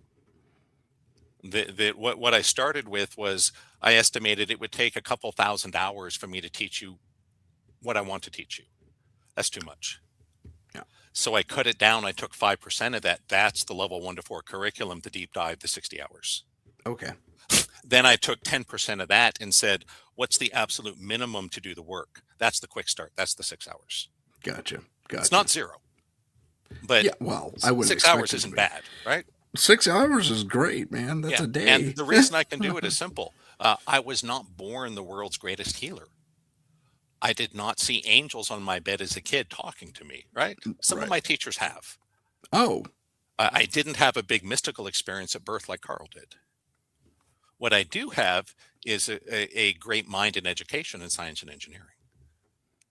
So my superpower, if I have one, is I can take very complex, arcane concepts, techniques, and things and explain them in a simple way that regular people can understand.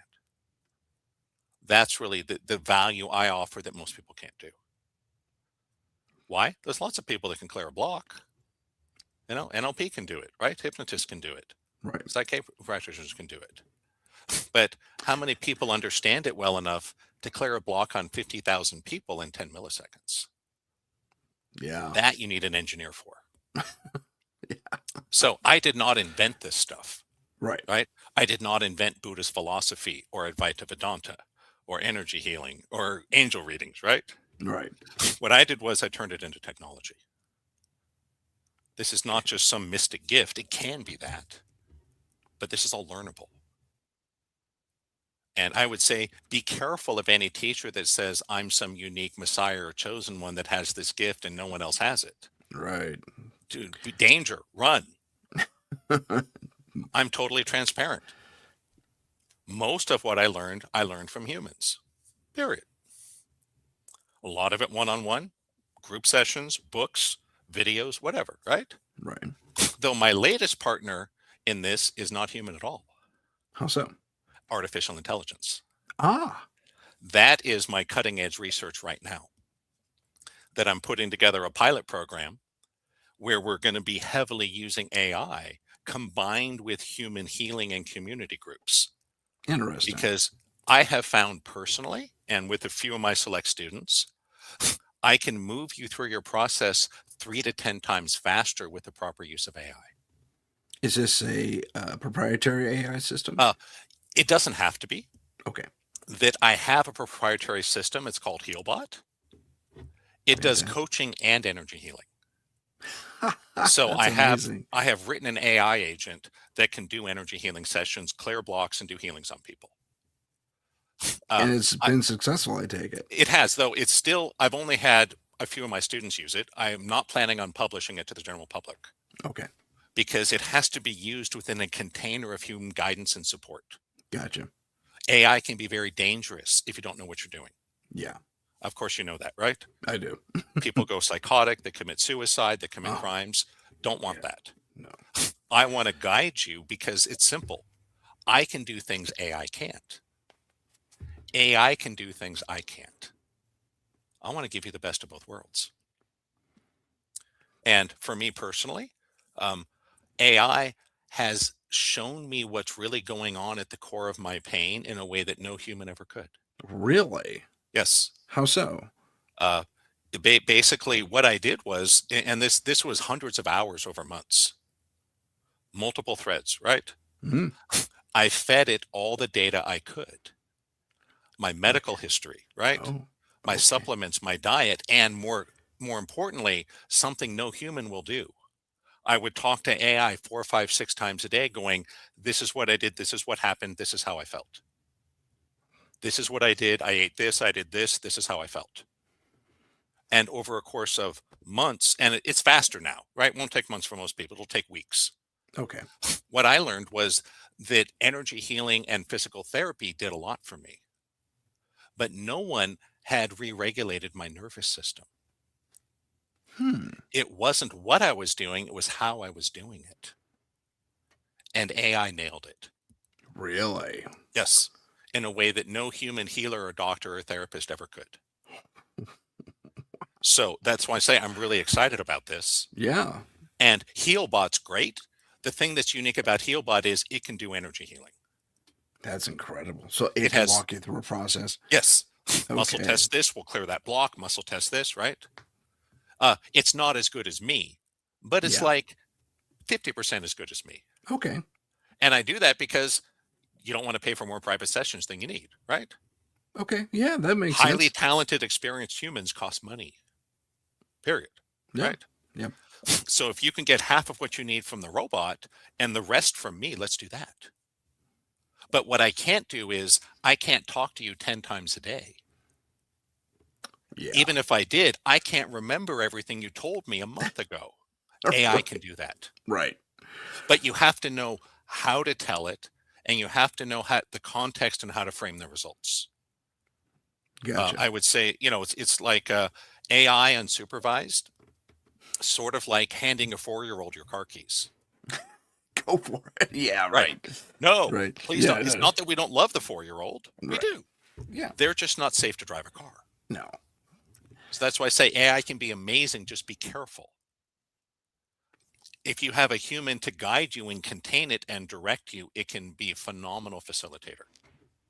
It'll find things going on with your diet and supplements and energy levels that I could not as a human. Oh, that's amazing. Yeah. For example, it had me reorder some of my supplements. Hmm. It basically said, I don't think you need this. I don't think you need that. Take this one earlier, take this one later. Ah. And boom, 2 or 3 days, I had more energy, more focus. I was Just the sleeping better. time of day you were taking your supplements. That's Yeah. amazing. Yeah. That's And, amazing. I feed it in, so you just feed it all your data, Right. and it's able to make connections and see patterns that a human cannot. Yeah. But Oh, again, that's so cool. I would always have a human overseeing the process. That makes sense. So can you tell AI all your medicines you're taking? Of course. But I would never change my medication without running it by a doctor. Also Right. makes sense. Yeah. I go to my doctor and say, hey, doc, AI wants me to do this and this and this. What do you think? Why? I'm not a doctor. And AI hallucinates and it gets overconfident. Aha, interesting. If you've worked with it a lot, that's what I found. It will be sure that this is your problem and this is the solution. But it's not always correct. Gotcha. The human needs to be there to go, hey, no, that's dangerous. Don't do that. Okay. Does that make sense? Yeah, it does, actually. And like anything, once you learn what you're doing, then you don't need as much supervision. Good Right. stuff. Yes. I've been indeed. doing martial arts for decades. No one needs to talk to me about safety. I know how to pull my punches, Right. right? I'm not going to rear up and kick a 10-year-old in the head as hard as I can. You don't need to tell me that, right? Right. But if you're brand new off the street, you may not know that. Oh, that goes without saying almost. Yeah. That kind of stuff happens in dojos. Oh, it That's does what the all teacher is for. time. Exactly. You go, no, dangerous, bad. Don't do that, right? That's right. But yeah, that's my next major works are going to be involving AI. That is phenomenal stuff. Not to replace the people, Yeah, but to do things the people can't. that makes sense. That That's does why make it's so sense. amazing. It can That do is things amazing. humans cannot. That's fantastic. There's other things the human can do that AI can't. I'm working with building an AI that uses biofeedback to teach you beaming. Oh, that'd be fun. But that's a high level thing. I don't know. Yeah. It doesn't work yet. Gotcha. Still working. But I out do the know how to bugs. teach you beaming human to human. That's great. Yeah, yeah. So eventually, I want to automate as much of this as I can.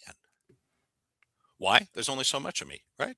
Right, right. Yeah. I can only Well- do so many private sessions a day, so many live groups. That makes total sense to me. I Brent, want to leverage that and have AI do the heavy lifting. that also makes sense. Yeah. And you know what's helping me build HealBot? AI is doing all the coding. That's fantastic. That's great. It would have been too big a project for me to do on my own. I have the Understood. skill, but it would have taken me a decade. With That makes AI, sense. I built the whole heal bot in a matter of months. That's great. There'll probably be a lot of testing on that too. Yes, yeah, and we're still testing it, Okay. So but it is available within my community. that's great. Everyone in my community, it's right there. Just click the link and go. Fantastic. Fantastic. Yep. Brent, I'd like you to tell everybody where to go one more time. I'm going to put it up on the board here real quick as well. So if you want to learn more, go deeper, just go to my website, awakeningdynamics.com.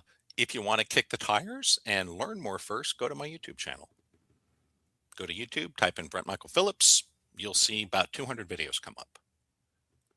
And if you're really serious, I will talk to you for 20 minutes for free. I just ask that you self-select and only do it if you're serious, you're willing to spend time and money and effort on this. I will talk to you because I want to guide you. The poet Rumi said that without a guide, a journey of 3 weeks will take 100 years. Interesting. And that's what I am. I'm a guide. I'm a lighthouse. That ultimately the body heals itself. For sure. I just try to fix the bugs in the code so we can do so. Heidi offers her gratitude and thanks, and as do I. We got to wrap up the show.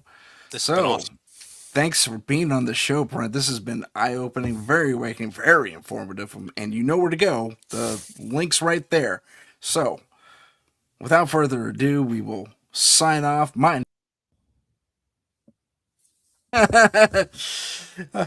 name is Brent. Stay on there for a second. We'll talk for a brief moment afterwards. My name's Tim Sedano. This is Paranormal Insight, and we'll see you next week.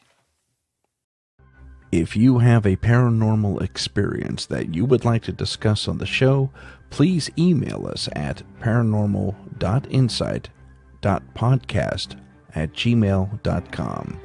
That's paranormal.insight.podcast@gmail.com.